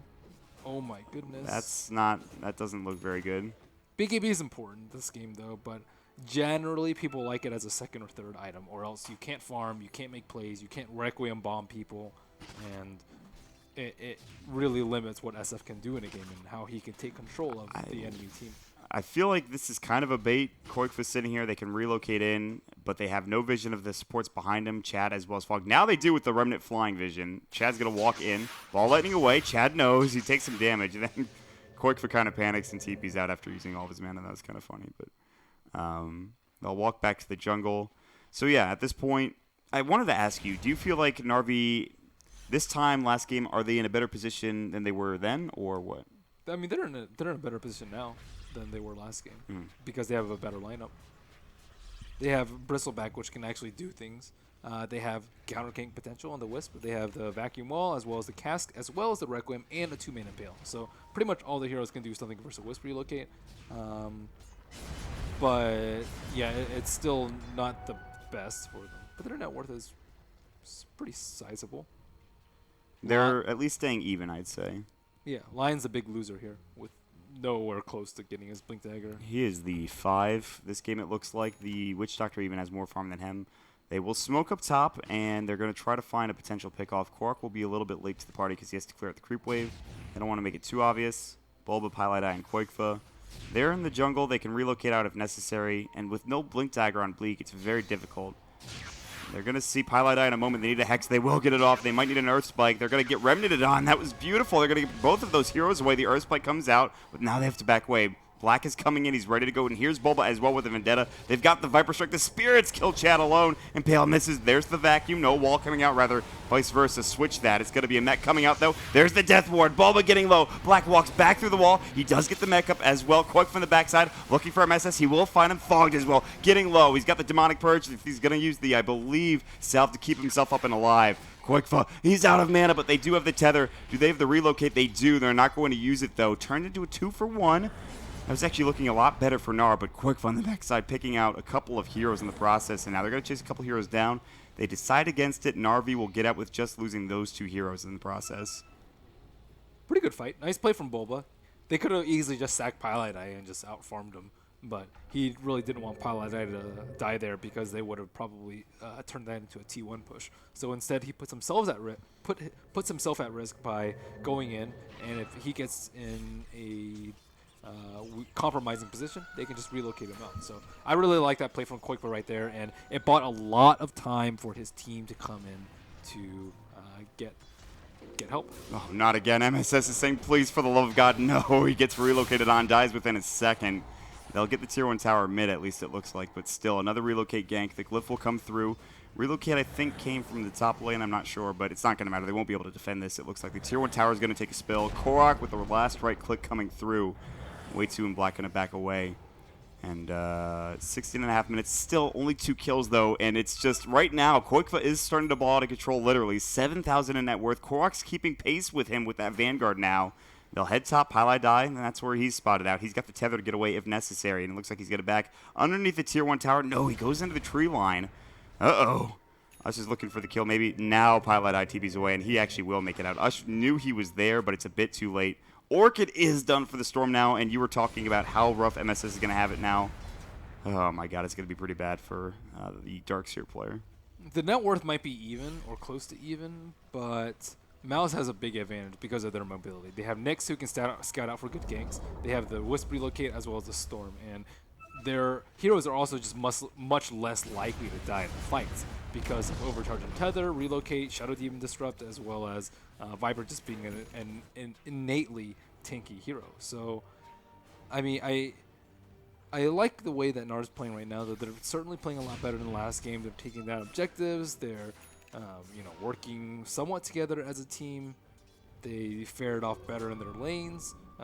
They're trying to counterplay Mouse a little bit, but at the same time, it's just a little bit too predictable. Like, Bristleback's pushing out really far. Oh, I wonder how many heroes are behind him. It's 4. It is 4. Darkseer is not quite there yet. Midas is done for the Viper, so Black goes for the similar item choice that Korok did last game, but he gets it a bit later. Wei2's trying to push this out with the Shadow Poison. They don't have a creep wave. Viper gets the tier 1 tower mid. It's split push versus split push. Bulba, they have Vendetta. They've got the vision, though, with the Sentry Ward coming out, and Chad was looking to maybe bait him in. Bulba knew this, though. He was very clear on what was happening. He does not want to give himself away. And Pale misses. He does blow up the creep wave, though, and now they're making space for Black and Pilot Eye, who can relocate into the fight as the tier 2 tower is getting pressured mid. See, NARv is just too predictable, and they're 5-manning behind Korok. Like, there are different plays, right? They can have Bristle with one hero sitting behind them, and then smoke gank the other 2 with Wisp, and then they can transition that into a tower push. But looks like Korok, this is the one kill that you can't afford to give up if you're an RB2, and they are going to give it up. The Orchid comes out, the Impale as well. They had some great TPs in the tree line. They relocated, in fact, in front of them, I believe. But that is going to be Korok going down. Pilot Eye does fall. It's going to be the Ush Shadow Fiend that takes care of him as he comes back mid, I believe. Still, though, losing Korok is a pretty detrimental aspect to that fight. Oh, yeah, it certainly is. And I mean, they're just responding with 5-man in the best possible way. Split push with Wisp. Have a couple of heroes sit back to stall the push so your tower doesn't fall, which was accomplished, and then pick them off as soon as they retreat. So, again, NARv just have to play much less predictably. Sometimes have Bristleback out alone with no support behind him. Sometimes, try and smoke ink and kill the other. Sometimes have like 2 heroes behind him. And sometimes just farm with the jungle while Bristleback split pushing. And, just vary things up, try and maximize your efficiency, because right now Mouse just reads every one of their plays very easily. And they're just going to incrementally increase their lead with Nyx ganks into relocate ganks, and then just get huge on Qualifiers if anyone tries to split push. This is the play. Is this the play, actually? This is nice and unpredictable. But Bulba's going to walk right into the pit. Oh, if he walks into this pit. No, he's going to go to the jungle. He's not going to see anybody who's there, but by that time, Roche he might might be see dead. the chicken. He might see the chicken. The chicken's flying over. Does he see it? No, it passes over the wrong way. It's actually over the tree line.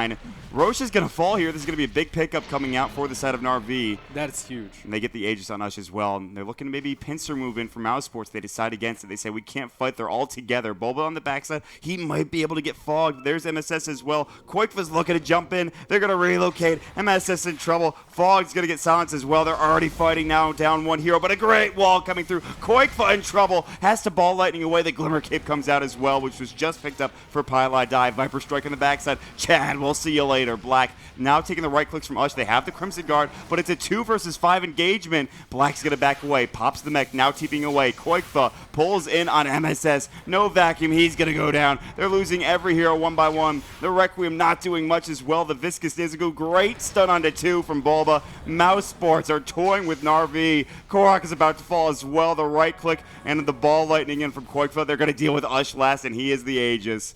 That is a 5-man wipe. Might even be a 6-man wipe with this Aegis going down the Impale. Ush will BKB. He doesn't have a TP. He does get the kill onto Quakefa, but 3 heroes for 5 at this point. Maybe if he gets way too, he can turn this around. Another raise. He goes for the short raise.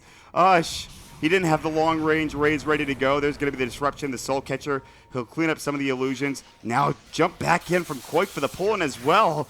Here's Chad. Earthspike's going to go. Ush going to try to turn on this. They finger him. They get him. He's down for 64. Big turnaround. That is huge coming up for NARv2. That fight was looking so disastrous, but that last kill might have netted them some huge gold and momentum as well. Yeah, I really like that play for Spooking the Erosion and then taking a fight. It looks like Mouse was about to outlast them right there, but the BKB turnaround, they clearly didn't expect that BKB. No. Storm didn't have enough mana to zip away.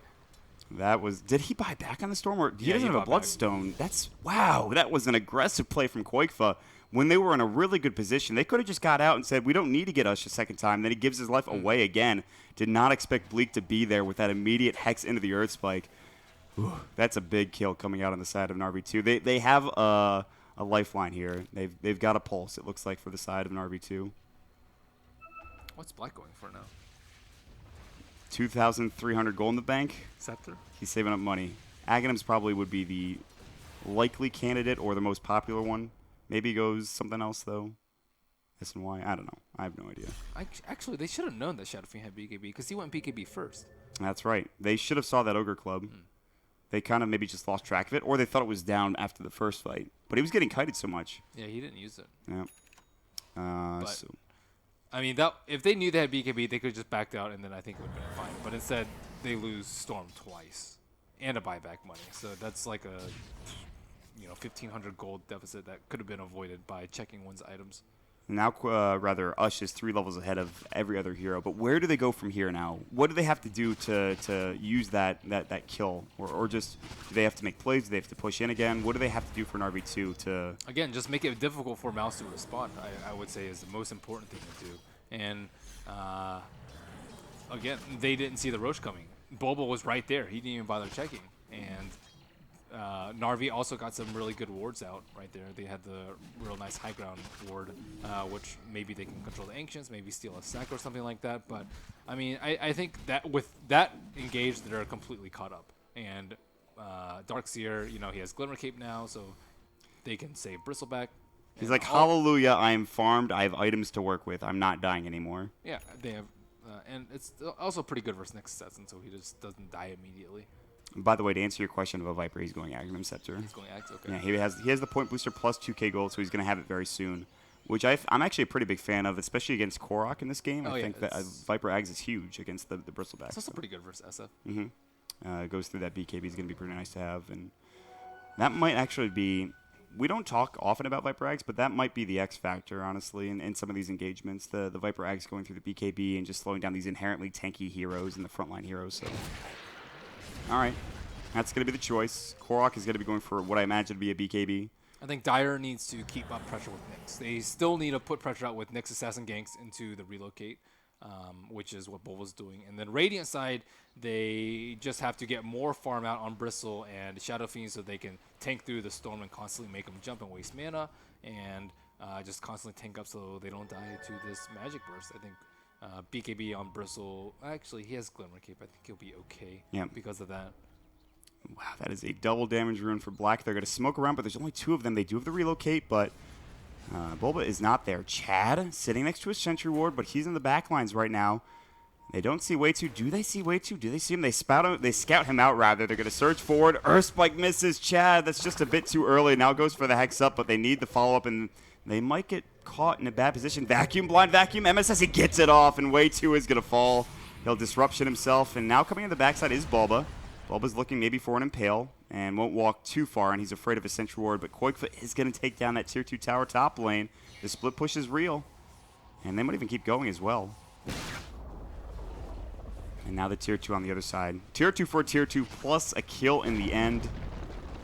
Now they're going to be forced into the Tier 3 tower. They don't have that Aegis anymore. They have a Manta Style, though, to do some damage. They're going to actually bring back the Io. And Quakefoot should have a TP, I imagine. He's going to buy something from the Secret Shop real quick. No, he does have a TP. He also has 2.8k gold. They clear up the creep wave mid.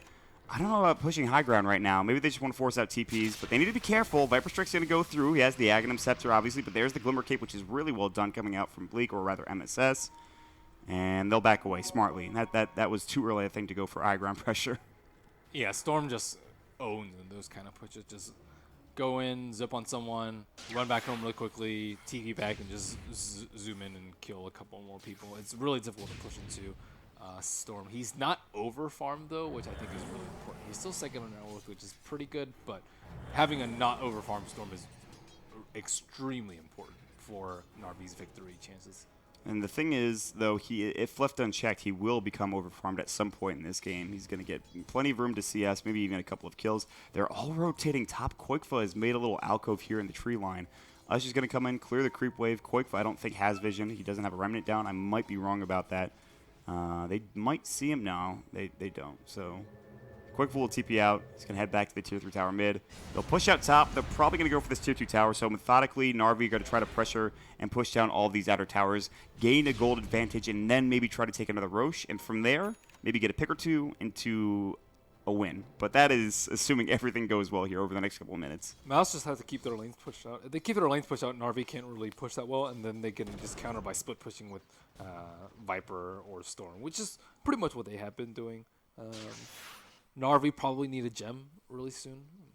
Obviously to deal with the Nyx, but also to get the observer wards down on the side of Mouse so that they can move around, get some picks, and transition into more towers. The thing is, though, we talked about the vision advantage that Mousesports had last game. It doesn't exist in this game right now. They have no vision, as Pitmuckle is showing on this side of the map. They have one ward in that middle lane, and that's it. That's all they really have in this game coming out from Mousesports. So that's the biggest thing. NARV can feel more comfortable in their own side of the map. And that's actually giving them a pretty big advantage here. Uh-oh, Koikfa. They're control pinging, but not in the right place. Actually, it might have been a Bulba ping. Chad sitting behind Korok. Korok not seen. The Remnant doesn't scout him out just yet, but if Chad walks forward, which he does, Koikfa knows that he's there. And Koikfa could probably get an easy pick-off if he decided to go for it. Did he know? I don't know. He did. It showed the last bit of the vision. He walked up into that Remnant vision. Well, Nyx Assassin, nowhere to be found, so now NARV can push up with impunity. Yeah, they're going to go for this tier 2 tower. They're going to feel pretty good about it as well. BKB now done for Korok, and the only real issue, I think, is going to be that Ag Scepter for the Viper and how they deal with that, honestly. I don't know. Right-click's really not an issue, honestly. So and it's really the Viper Strike slowing them down and them getting kited. Yes, getting kited is the biggest problem. But this is interesting. They're going to push to the tier 3. They want to rotate all of the heroes from Mousesports back, and Bulba's got to take the long road, honestly. They're going to TP a couple of heroes in. Koikfa's on the side. I don't know if they saw this or not. Korok's going to back away. Tier 3 tower taking a lot of harass. Now they're going to throw up the Viper Strike. Did Ush dodge that? He did. He Manta dodged it. That's not the hardest thing to do against Viper Strike, but still pretty cool to watch every time. They're wasting a lot of time here. And they finally TP back. They lose the tier 2 tower top, I think, which was going to go down anyways. I'm not sure if that was the tower that just fell. Could have been the mid one. I'm not sure. I know, yeah, it was the mid one, in fact. Tier 2 had already fallen at that point. So towers are even right now, but it doesn't feel even, honestly. It feels as though NARV are kind of... Net worth graph does indicate that Mousesports have a lead in terms of gold, but I don't feel like in momentum-wise they have a lead. I feel like NARV are making the right plays here, and they're taking the advantages. And they have maybe a solid team fight right now. They need Roche. Both teams need Roche. Cask. Koikfa is going to get hit up by that, but he does take the DD. That is frightening. That's probably the worst time when Roche... I think, in fact, Roche is respawned as well. There's an Alpha Wolf in the Radiant squad to scout this out, but they need to pick off or they need to keep the waves pushed in, and even then, they need to pick off, honestly, to be able to do this Roche, I think. Well, they can smoke. You get away with that twice, though? Probably. Okay. Mouse haven't been... I mean, it's only the Nyx that's actively scouting them. Storm's just been power farming. They are smoked. Are they going to do it? Are they really going in for Roche a second time? This feels almost expected to me, but they could do this pretty quickly. They have the goo. They have the presence of the Dark Lord. Look how fast it's dropping. And Mousesports, if they have an idea, they're not rotating quickly enough. It looks like they will start moving over there now. Roche is dead, man. He is donezo. Ush will pick up the Aegis as well, and now you've got to back away. All right, NARV, another new lease on life here, and they'll try to push into the bottom lane, but top tier 3, getting assaulted by 3 creeps and a range creep. It's not great, but Koikfa, now with a newly minted Bloodstone and 1,800 gold as well, he's getting scary to deal with at this point in the game. Yeah, things are so much different when they don't have a bounty hunter to keep tabs on them. I mean, did they ban that hero, by the way? I didn't actually see. I don't remember. I don't think so. The analysts are like, I don't know. Nobody knows at this point. We didn't talk about it. That was like a big point we made too in the last game, but I'm going to assume they did. Way 2 and Pilot also have very different styles of play. So, well, here they go. High ground push with the Aegis this time. They were bold enough to do it without the Aegis, and now with it, completely confident they can at least get this Tier 3 down. Do they have the glyph up and ready to go for the side of Mousesports? They do not. Tier 3 is going to get melted.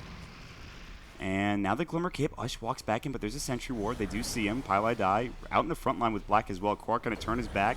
More Shadow Poison stacks. Ush does have that Aegis, but he needs to be careful. The melee Rack's taking some harass here. Now they're going to jump in. Impale blows up the Aegis. Rack's not dead yet. Vacuum. Wall comes out as well, but there's the ball lighting. The Requiem from us with the BKB on to 3. Bulba not dead yet, though. They want this Rex. They're going to get it. Koifa hasn't gotten a single kill. Death Ward comes out, goes to Koifa, not doing nearly enough damage. He'll ball lightning away. They take the melee Rex. They just need to get the range Rex as well. They've already come out on top in this fight. They need to back away. They don't need any more.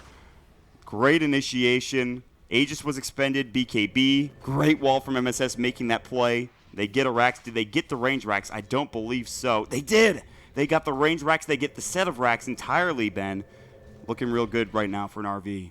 Mouse had such a good advantage, but I can't believe everything fell apart so quickly after that Roche. Yeah. The split push presence isn't enough, and this is where Storm is not that good relative to a lot of the other Wisp partners, and the deficiency is really showing. Because he's getting all the time split push in the world, but he can't take down towers. A CK, a Tiny, anything like that would just be able to destroy those towers in a time that it takes NARv2 to group up as 5 and then commit to a push on high ground. But instead, they have a Storm Spirit, really good at killing heroes, but not when they're all 5 bunched up, not when Bristleback went full tank items, and not when SF has BKB and Aegis. So they can't really find a good time and place to kill people. Koikva is clearly more comfortable on the Storm Spirit, though. That's a hero that he plays very, very often. And you could argue that maybe they didn't feel comfortable with a Tiny this game.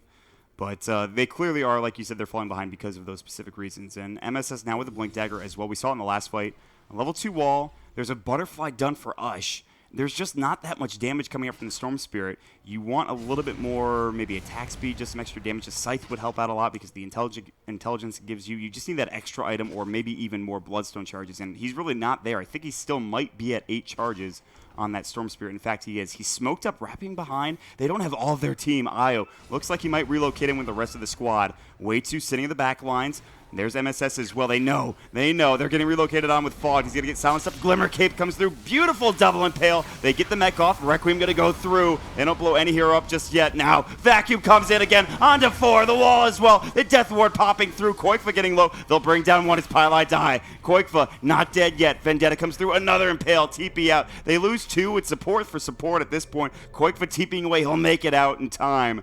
But still, another great vacuum wall. They do take the fight outside of the base, and that's, I think, the most important thing for Mousesports here. Yeah, but they don't win a fight, and NARv2 don't have Aegis.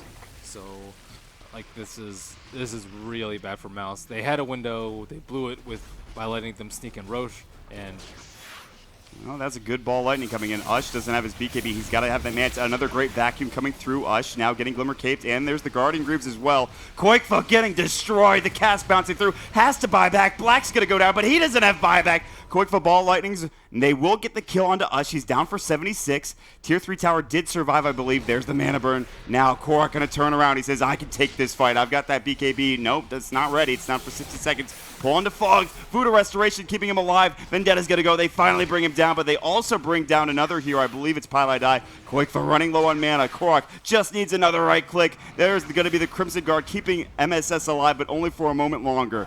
Korak with the Blade Mail coming through. Now the jump in. The finger from Chad finds the kill onto Bulba. Way 2 trying to make it out as well. It forces away. Somehow they do get Koikva out alive, but that fight still, I think, favors NARv2 in the end as well. man, poor Storm Spirit with another buyback. He's had 2 buybacks this game, and again, as you mentioned before, they don't have that many disables to actually kill him, but he just can't kill anyone because SF and Bristle are so tanky. Yeah. That's been the biggest thing, and it's always something I'm surprised by is how actually inherently tanky Shadow Fiend is with just BKB. It's not like he's a Scotty yet. He doesn't have an SNY. This is just an inherently tanky ranged hero. And Korok, of course, is not invulnerable, but they aren't focusing him down, which I think is the right choice in a lot of these engagements. Pick off the supports first, but you have Guardian Greaves, you have Voodoo Restoration, you have Glimmer Cape. How are you supposed to kill these heroes on the side of NARv2? They're struggling just to kill supports, honestly. Well, you have Crimson Guard. And that as well, yeah, you're right. Wait, do they have? Yeah, they have. They Crimson. do, yeah, they do. It's on MSS, I believe. Oh, no, it's on Respect, sorry. I mean, Bristle's sitting at 27 armor, and then that's a lot. And then he has, as you mentioned, Crimson Guard as well as BKB. So it looks like he's going for Octarine Core next. And I mean, Octarine Core Bristleback. We played against that. All right, never mind, sorry. I'm just remembering. it's looking really bad for Mouse right now. And so they either need to split push aggressively or they need to get kills. But to get kills, they need to scout out with Nyx, and NARv2 has to be split up. And Bulba always has to fear NARv2 picking up a gem, getting a free kill on him, and then proceeding to high ground. So he can't really scout them out right now.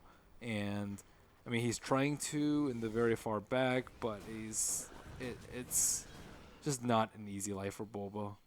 He has the point booster, and the Octarine Core on Nyx Assassin has been so good recently. I also saw Scepter, dude. Yeah, I saw my first Aghanim Scepter on. It was the other day. I think Moonmeander played it actually yesterday. That thing's ownage. Yeah, it's really good. That that stun. Do you see the length of that stun? It's actually ridiculous. Plus the 40% reduced damage that you take as well, I believe. And you're invisible and whatever. But Lurker, it's sick. But it's probably going to be an Octarine Core first because the mana burn is like 3-second cooldown, and it's so good. You just spam out the mana burn. I don't know how good it is this game, but maybe he does go Aghanim Scepter. I don't know. He might not even be able to complete another item here with the way the game is going. Pimmuckle thinks it's Aghanim Scepter. He's hovering over it, and he's shaking his head yes. You're such a cheeky observer, you know. You really are. Stop. Stop. There's the Viper Strike. Actually gets canceled from Black. The tier 3 tower is getting assaulted and it's gone. And now they're going to go to work on the melee racks. And now the BKBs just get popped and they're going to run in. Requiem, it does do some of the reduction there. Pilot Eye in the wall. There's the vacuum as well. Korok runs in. Koikva now goes in the backside. Blink and Pale onto 2 with Ush. Ush now Crimson Guard's up and ready to go. Getting kind of low. Getting kited around. Ush getting low. Still alive, though. The Voodoo Restoration as well as the Guardian Greaves, the Crimson Guard, and they will get Koikva. The Death Ward comes out. Fog gets the double kill. Bulba comes in triple Impale. But is it really going to matter? The racks are going to go down. Bulba is now going to get caught out. Chad's going to see him. He does get the Earth Spike off. The Hex is going to come in just a moment, and Bulba will fall as well. He's got buyback, but it looks like game number 2 is going to be heading to NARv2. That will be the GG call, and we're headed to game 3, guys. Whew. Overall, I think pretty sick draft from NARv, given their limited time. It was actually very impressive draft, and the Roshan was just so important. Smoke Rosh. I still expect more plays out of their supports. I think their support play is just really weak in the first 10 minutes. They wouldn't be forced into these positions where they had to smoke if it weren't. But since they were in that behind position, they smoked gank Roche twice, and that was just game-changing. I can't believe it worked the second time. I was actually saying, I was like, that should be expected. They knew the Roche timer was coming up, and they rotated. It looked like they were rotating over there. They were trying to figure it out, but it didn't just they couldn't get there in time, and so a second Roche, and after that it kind of all went downhill from there. But enough about us. We're gonna bring in Hani as well as Purge. Guys, you guys were watching the game right alongside with us. Any thoughts about the game? Hani, we'll start with you this time. I think generally the number one thing that stands out to me with NAR is they moved as a team. They got the mech very early, and then they just went from tower to tower.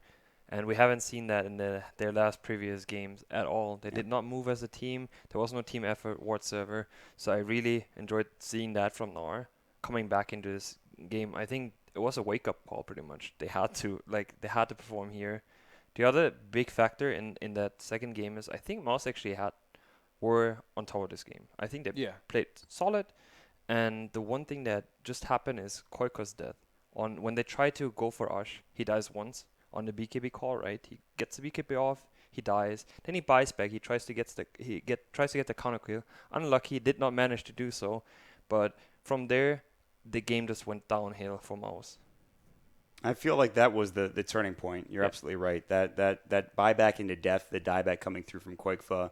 Any other glaring issues you saw with Mousesports, Purge, or was it all NARV in that game? I mean that the buyback death definitely held it together. He wasn't expecting Chad to be there, but I think the first smoke Roche was really huge. It basically put Mousesports, the entire game they avoided fights, essentially. They looked for ganks the whole time. I mean, even Quakefa especially was sitting on side lanes, behind trees. They were looking to get ganks off, but NAR was sitting behind their cores a lot. Another thing I really liked about when NAR did that game is their itemization was very different. I mean, have you ever seen a bristleback that has those items? It's like the weirdest assortment of stuff, but I really like the arcane boots in the early game because against a Nyx Assassin, if Nyx Assassin mana burns you, your mana pool goes pretty low. Yep. Your way to sustain mana on Bristle, it's very important because otherwise you're just a weak melee hero. You need the quills and the goo to be able to guarantee that you can solo zone that offlane hero. So by getting the arcane boots, it allowed his supports to go do other things. They maybe didn't get a whole lot out of that, but I thought it was necessary for him to do that. And I also love that he didn't just rush Guardian Greaves like he did some of the other games.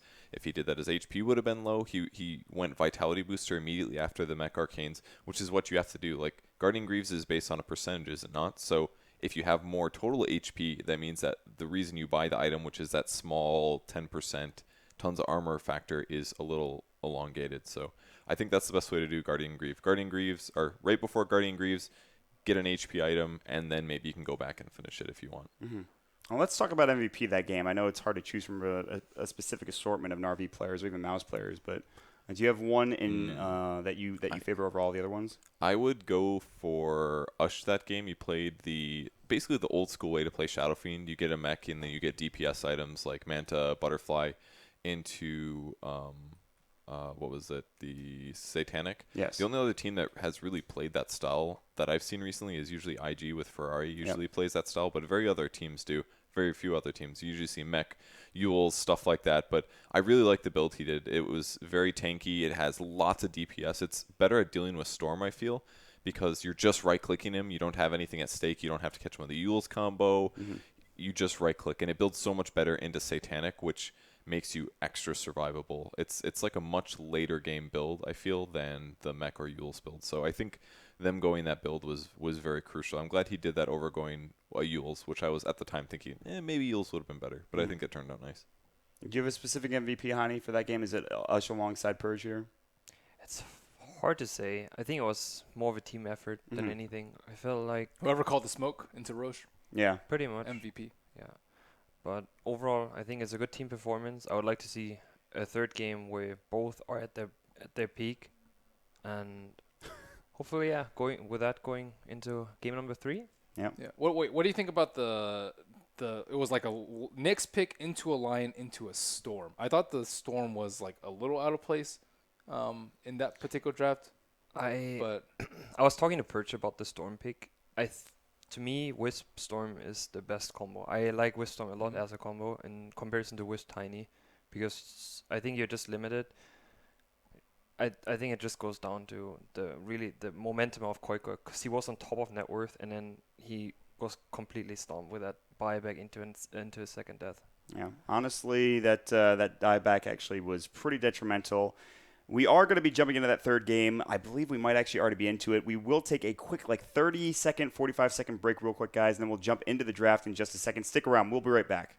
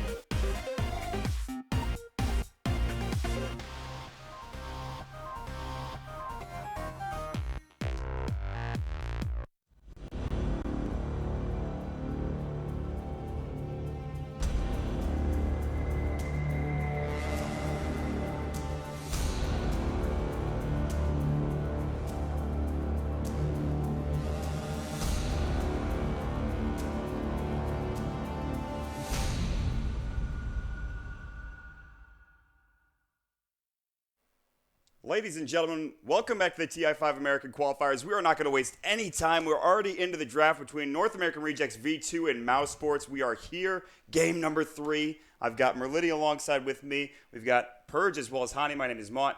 Guys, we're into the draft. We've got a Rubik Bristleback Gyrocopter on the dire side on the Radiant, Winter Wyvern, Lion, and Queen of Pain. And we're going right through this one. Winter Wyvern almost never drafted. He did get some play the last couple weeks, but fun to see the hero get picked, especially on a crucial game 3. So maybe this is a secret pick that Mouse was holding out, waiting for the big crucial match. And this is definitely it, because if they go out, they're not going to TI. And this is a hero that some people have mixed feelings about. Hani, how do you feel about Winter Wyvern as a hero as a whole? Mouse is probably the only team in this qualifier that has played it before, and they were successful with it, I assume. I'm not entirely sure on that, but I know think Leviathan picked it a lot, but I don't know if they won games. Oh. I don't know if they picked it this qualifier either. overall, though, I think the hero has a lot of potential. If you utilize the ultimate will as well as the first spell where you can move over trees, Arctic Chill. Arctic Chill, Got you. I think the hero has a lot of potential in terms of ganking towards mid lane. Is he a good solution versus Bristleback though? Like, on paper, it sounds like it's okay. Like his splinter shards or whatever. He's got 2 slows. His first ability is a slow. His second ability is a slow. It's a 7-second cooldown. You need units to be around it, so if Bristle's off by himself diving supports, it's not the best. But you also have the solution in your third skill, which makes you immune to physical damage, which is the only thing that Bristle has. You can stack up quills, I guess, while they're doing that, but you know, it's not. It's a good solution, I think. And the ultimate is pretty good as well. If Gyrocopter has flat cannon off, he can still hit his enemies, but against Spirit Breaker as well, I think Winter Wyvern does give them some options, and they have, 3 fairly short-range heroes, Spirit Breaker, Bristle, and Gyro, so they could get some good value out of the Winter Wyvern ult. I do like that AM pickup in combination with Winter Wyvern, just Okay. because if you use the ultimate will, and AM can jump on top of that ulti, if you manage to blow up one target, everything around it that hits that hero is going to blow up as well. So I think it's a pretty cool combination, as well as having Queen of Pain, potentially getting a great Sonic Wave off. Well, you have to be careful because they did nerf Winter Wyvern. The way that his ultimate works now is that anybody that's essentially called by the ability takes 70% less damage. Mm-hmm. So it's kind of counterintuitive to the way the hero works out. I know some people have been complaining because Splinter Shot, the idea is that you ulti and you Splinter Shot right away, but now you have to time it so that the AoE's hit right as it ends. Otherwise, you could really significantly limit your damage. So if there is some execution problems, this could be very drastically bad for Mouse. So I think you have to rely on it more as like a stasis interrupt kind of a thing. Like, obviously you can land stun, so for Lion he doesn't care because he's doing 260 with Impale. He's still happy to land like a 5-man stun because it's mostly about the stun duration. But for anti-mage ulti or Quap, they have to be very careful with the interaction, I think. And this is backs against the wall type of drafting coming out. Mousesports, they get the Anti-Mage for black. NARv2 get the Sand King for fogged, and even the Spirit Breaker probably for MSS as well. These are just some standard heroes they play a lot of. Ben, how do you feel about the draft, especially the Sand King coming out for fogged in this last pick here? Well, Sand King's always going to be really good versus the blinkers, right? Queen of Pain and Anti-Mage with the instant cast stun. He's always been top tier pick because of that. And on top of that, they have a Spirit Breaker in combination. So they can get Spirit Breaker to initiate and the Sand King to follow it with a nasty Epicenter. It's going to be a lot of bursts coming out if Nar get a little bit ahead. So I think they need to secure AM's farm, and he needs to get really fat. Yeah, and that's something that they're no stranger to with black, honestly, on that hero. So You have to feel pretty good if you're Mousesports that you do have that intimation to fall back on. What do you think, honey? I think on the side of NARv, we're actually not going to see a Bristol back on offlane. I do assume it's either mid Bristol or a safe lane Bristol. Just because we've seen MSS play the Spirit Breaker, and I don't think he fits into any other role, just because there was 2 supports next to the Spirit Breaker that we don't have the we don't have the picks right now. Rubik's Sand King. Oh, Rubik's Sand King. So of course it could be a Sand King offlane as well, but I would rather assume it's the Spirit Breaker offlane because MSS has played it before. Yeah, that's one of his go-to heroes, I think, honestly, and he plays well with it. It's a bit better than the Earthshaker, which, by the way, that was the last pick coming out from Mousesports, and Bulba is playing it, so he's going to be playing the offlane Earthshaker as well. I don't know. Again, let's just go through it real quick. Who won that draft? I mean, we didn't get to really see too much of it, and if you had to pick a winner, can you, Purge? I'm going to have to side with my Winter Wyvern homies because I love that character, so I don't care about anything else. I just saw that sweet, sweet new hero, so that's what I'm going with. Hani? I think my predictions were completely wrong so far. I said, okay, the overall outcome is NARv being on top, so I could be still right with that. Mm-hmm. But I was thinking it's either 2-0, either side. After the last game, NARv has shown they have the team fight potential. They've worked together as a team, so I hope that goes on for this game as well. So I'll stick with NARv. All right, we'll have to wait and see. We're going to jump into the game. Of course, a big shout out again to our observer Pitmunkle as well as our statsman Knoxville. Then we're into the game. We have right now 4 heroes top lane for the side of NARv2. No aggressive plays coming out. Really just defensive start as of right now. No team's really going into the enemy jungle trying to ward up. It's just let's secure the bounty runes and let's hope for the best at this point. So looking at the lanes, we'll have Spirit Breaker in the off lane, as expected. Bristleback looks like he will be... He's top, I think. Korok playing him with Ush. And actually, no, Ush. We don't Ush actually know yet. Yeah, Ush is heading top currently. Looks like it might be Korok mid on the Bristleback against a Queen of Pain for Koikfa. That's an interesting matchup. How do you feel about that? I mean, he's rushing bottle, and he got the bounty rune, so he'll be okay. If he went not bracer, if he went more early game items like circlets and branches, then he might be in a little bit of trouble, but should be fine. He can always ferry himself out of salve. The thing is, Koikfa is not going to start off with a magic stick because he's not sure whether or not he's versus a bristle or a gyro. So that's one benefit that the bristleback has that normally he wouldn't have in this matchup. He does have the gold now to buy the stick. He has 200. He might ferry it out. Might just want to save it for the bottle instead. We'll have to wait and see what he decides to do. Shadow Strike's going to go through. Korok has the early point in the Quill Sprays, so not really worrying about that too much. Pilot Eye zoning out MSS very effectively. The Arctic Burn has been skilled up as its first skill. So you can see MS, a lot of offlaners, as soon as Winter Wyvern starts hitting MSS would immediately trade with him because he knows that he has 5 armor as well as a stout. And Winter Wyvern, 41 damage and no stout, obviously, since he's ranged. So it's just MSS is just not completely comfortable in the early laning aspects, and that it has suffered. He has suffered as a result in game number 1 and game number 2. I think if he shores that up, he'll be a really strong off-lane player. But as it stands right now, he's a little bit inexperienced, doesn't squeeze out enough of it, and I think he can get a lot more than he can. Maybe also widen his hero pool as well. Yeah, that's also... That Earthshaker, he clearly wasn't comfortable on that hero, I think, was the biggest issue. Yeah, he plays carry a lot as well as the mid lane, and off lane is very difficult to transition He's very into. diverse. I mean, and you've played with him a lot in NEL, I'm sure. Yeah, he's really good. He's really good at off lane mag and timber, the ones that can bully the lane, but they've been giving him heroes that can't really survive very well. Like Darkseer, you need level 3+, and they had good heroes to deal with them, like Shadow Demon. And this game, Spirit Breaker versus 2 range heroes, is just not easy to get that much. This is pretty funny, honestly, now that I think about it. I've casted so many of these players in North American in-houses, specifically NEL, and it's just weird seeing them all together now on, honestly, the biggest stage, or one of the biggest stages, trying to get to Seattle. And this is the game that matters the most. Game number 3, wraparound on the top lane. Invis Fog. Bulba, did he have a ward to see it? Absolutely not. He has a lane ward. It's actually in the jungle, but he is going to sit pretty far back. Chad is up. He knows that if there's a Sand King that close, maybe there's something brewing here on the side of NARv, and he's not wrong about that. He's about to start. There we go. Oh. Telekinesis comes in. The Burrow Strike's about to go. The Rocket Barrage as well. Do they have the damage? Do they need Fade Bolt? They don't have the level 2. Fisher comes out. The Homing Missile comes in. Is that going to kill Bulba? It might do enough damage. The right click. He will go down. First blood for Ush. He gets it done with a homing missile, skilled up early. Wow, what a ballsy play, but still, first blood goes to the side of NARv. That was really close. That should have been a lot cleaner. Ush actually aggroed a creep, or I don't know, one of the players aggroed a creep, and that split a lot of the shot with him. We got the replay. Ooh, the spiffy Yeah. replay, Boba. Yeah, you're right. It was actually Ush who aggroed the treant. But if he didn't aggro that, it would have been like a super easy kill. And on top of that, he would have enough mana for another kill. Because that's almost it's like 1.5 rocket barrages. Slow down to get the kill. Sick production value coming out here at the TI qualifiers.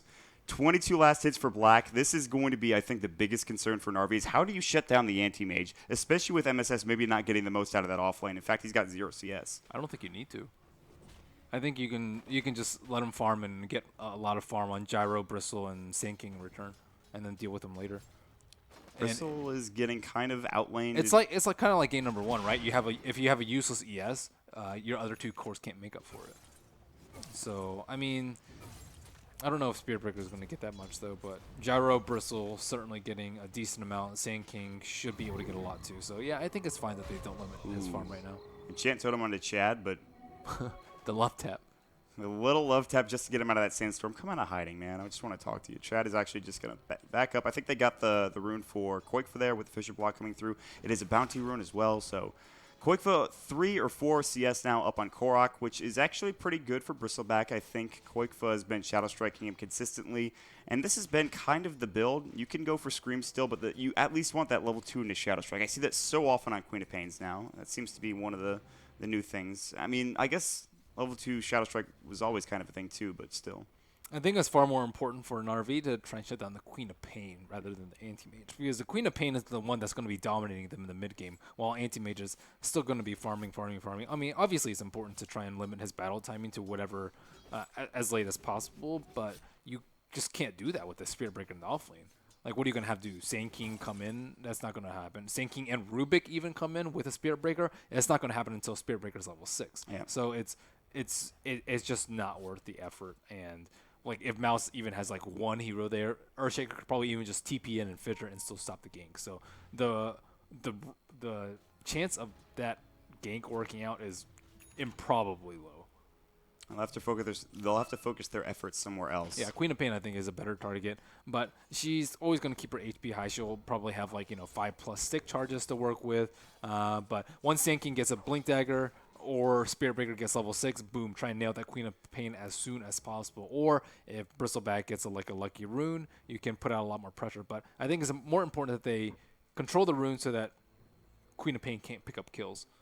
And then after that, you transition. Queen of Pain she doesn't snowball that hard if she doesn't get kills. If she just gets items, it's like not that big of a deal because I think Bristle's skill's a lot better. So it's really about that early first rotation, whether to mid from NARV or from mid for Koikfa. It's about the level 6 on Spirit Breaker and the Blink on Sand King. So I think the Blink on Sand King should come out first, especially with that one kill. Yeah. But I don't know if he has enough stacks. He needs to get it by he was sitting around a lot, so I think 9.5 is a really good timing that he should aim for. Yeah, his jungle is not being invaded just yet. Wei2 and Bulba are going to smoke up, and they might actually find a kill here on Korok, but he's actually under the tower. They're going up for the jungle. Yeah, they're going to go for the jungle right now, and Wei2 needs to be, or rather Bleak. It's not fogged. Needs to be very careful. The sentry comes down. There's the Hex up as well.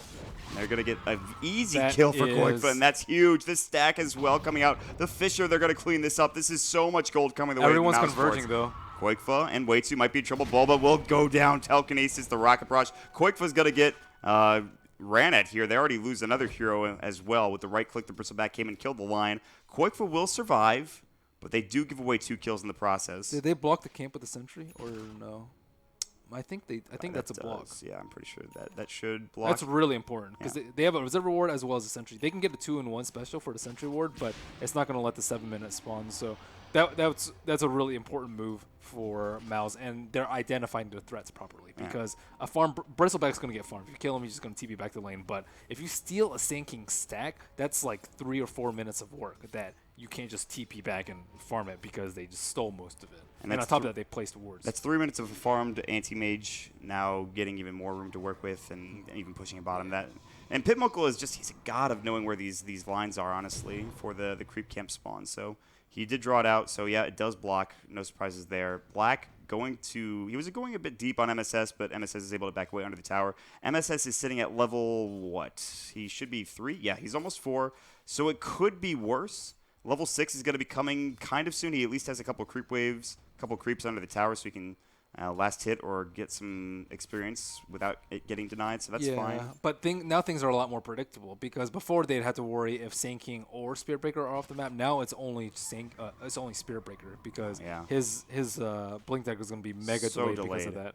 It's 8 minutes already, and he's at 700 gold. And not only that, they have eyes there. They have the Observer Ward place. Yeah. So like they know what he's up to. They know if he's stacking, and it's just not a good place for Bleak to be in. They're getting back that control that they had in the first game, that map control, the vision control. They emphasize it so often, the Observer Wards, and it's honestly a huge part of the game. But then again, Qualifier could throw away with a dieback again, so it's it's a possibility. I don't expect it. Highlight Eye is going to scout out MSS. They're actually rotating with way 2 as well. Black's here, the charge away. They need a Hex up. They need an Earth Spike. They will find the Hex from MSS. Black can blink in just a couple of seconds. Good Earth Spike. Nice delay. TP's going to come through. They have the Mana Void. He uses it, and MSS now going to try to deny himself to Roshan. He's going to have to get real lucky here, and it will happen. Oh, the bash came through. Oh, MSS is lucky as all hell. He's praising Ice Frog right now. Based Ice Frog, my lord. Bash. Unbelievable.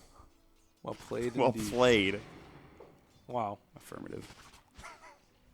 That's actually ridiculous. And that actually wastes a lot of time, too. Black could have been farming down there. The supports could have been rotating elsewhere. Space kind of created. And MSS, the best thing is he doesn't lose anything. Let's see this bash. Mana Void. Let's slow this down. Let's slow this down real quick. Come on. Give me that bash. Give me that bash.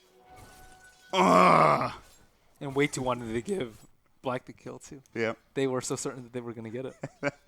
You never expect it, man. The 17%. Korok now getting chased down. But just a little bit of harass coming out. Oh, he was a charge. Yeah. Oh, he was charged? Hani was saying it was a charge. Okay. Call down coming through. Black and Pilot Eye in kind of a rough position. Level 6 comes through. Black will take the brunt of the damage, but he's got Blink. There's the Winter's Curse coming out. Pilot Eye already level 6, but here comes Fog. Cold Embrace comes through. Black is on the cliff right now. Right click will get the kill for Ush. That's huge. And Pilot Eye is going to go down as well. And more space to be created for the Sand King in mid. That's a big, big deal coming up for NARv2. That kill on Black is gigantic.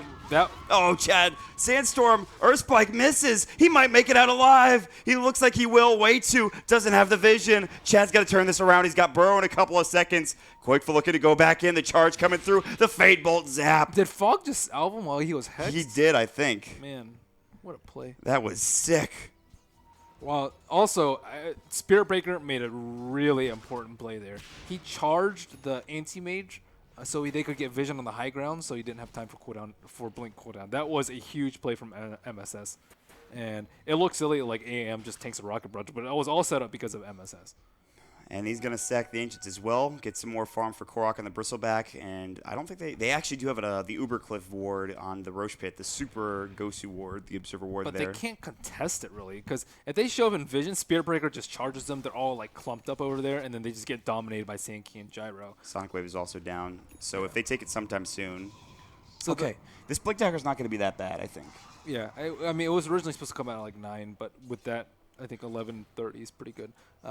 The Cold Embrace is just not mega useful because of the Gyro, though, as well as the Sand King. Yeah. So I think it's really good versus Spirit Breaker Rushdown or Bristle, but they have so much magic damage that you're just standing there. Yeah. Right? You're standing there taking a cooldown. Generally, you can just run out of cooldown, but obviously with Cold Embrace, you can't. And on top of that, with Epicenter, you can just take maximum epi damage every single pulse. That's not going to feel great if there's a Cold Embrace that's missed time. So it really comes down to Pilot Die and his usage of the ability. Not only that, but Winter's Curse as well is going to be very important. Bulba is somebody we haven't talked about a lot. He's just about level 6. He has Tranquils and Soul Ring, I believe. So he's looking a lot more comfortable on this Earthshaker than MSS was in that first game. And he did get some more room to work with, obviously. But still, he's in a really good spot. Yeah, but MSS is playing very well with the Deny and then the charge on AM. Is he level 6 yet? He's probably close. No, he's not there yet, but that's the Blink Dagger now coming out at 12 minutes, which, by the way, the average time in 6.84 is 12 minutes for Sand King Blink Daggers. Oh, yeah. I forgot they nerfed it. Yeah. That's right. So that's something to keep in mind. I saw a stat. I think it was from Montpax the other day. I could be wrong, But that is the average timing. Now I feel like a fool. Can't remember the stat. But anyways, Korok's going to walk back mid. Way2's going to try to leech experience. Qualifiers is going to be somewhere else. They actually deny the stack up for the Ancients with the Observer Ward there. Rather, a Sentry. The Observer Ward's on the high ground. Oh, it's a Necro Book Rush from Queen of Pain. Wow. That is old school. We were just talking about this and how, like, nobody really goes for this build. And I think Hani's a fan. I can't hear you, unfortunately. You know, I had Go a against Bristle? Go against Bristle. All right, we got it. Bulba's going to get called down, Don. Echo Slam comes in. The Cold Embrace. Ush in trouble. Sonic Wave. They don't finish him off just yet. They do get the kill on Bulba, and they did steal Sonic Wave, but they do take down Ush. And that's, I think, the most important thing there.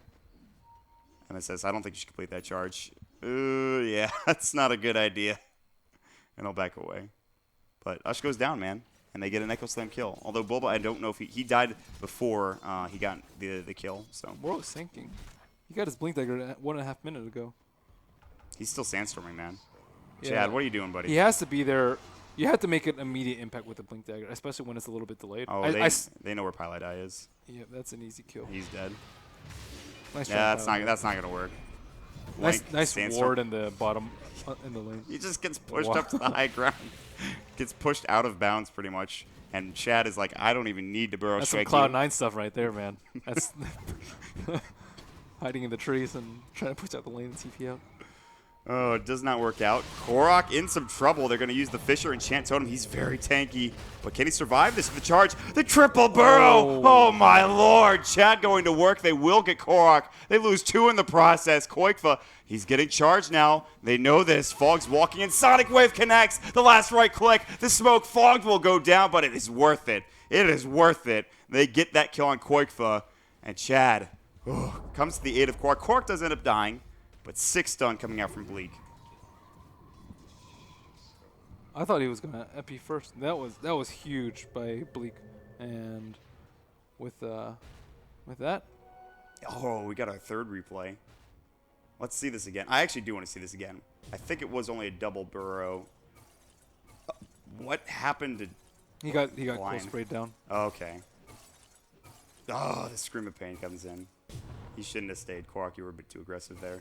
But that's it, man. And then they dive for this too as well. Sonic Wave just connects. MSS comes in. Boom. Easy. Poor Fog. I think he blew a smoke there. He did. Was he trying to magic stick or something? He might have. I think he Yeah. he must have. He has the wand on, so that's the only thing. So now he uses a smoke, which kind of sucks, but I mean, that Sentry Ward almost didn't do that much. It's only going to block 1 spawn. right. That's a 200 gold investment, or at least 100 gold investment for Yeah. just Korok not getting as much farm. They've been fighting a lot. I think it's better to gank it, but They I mean, smoke mid, by the way. They're waiting.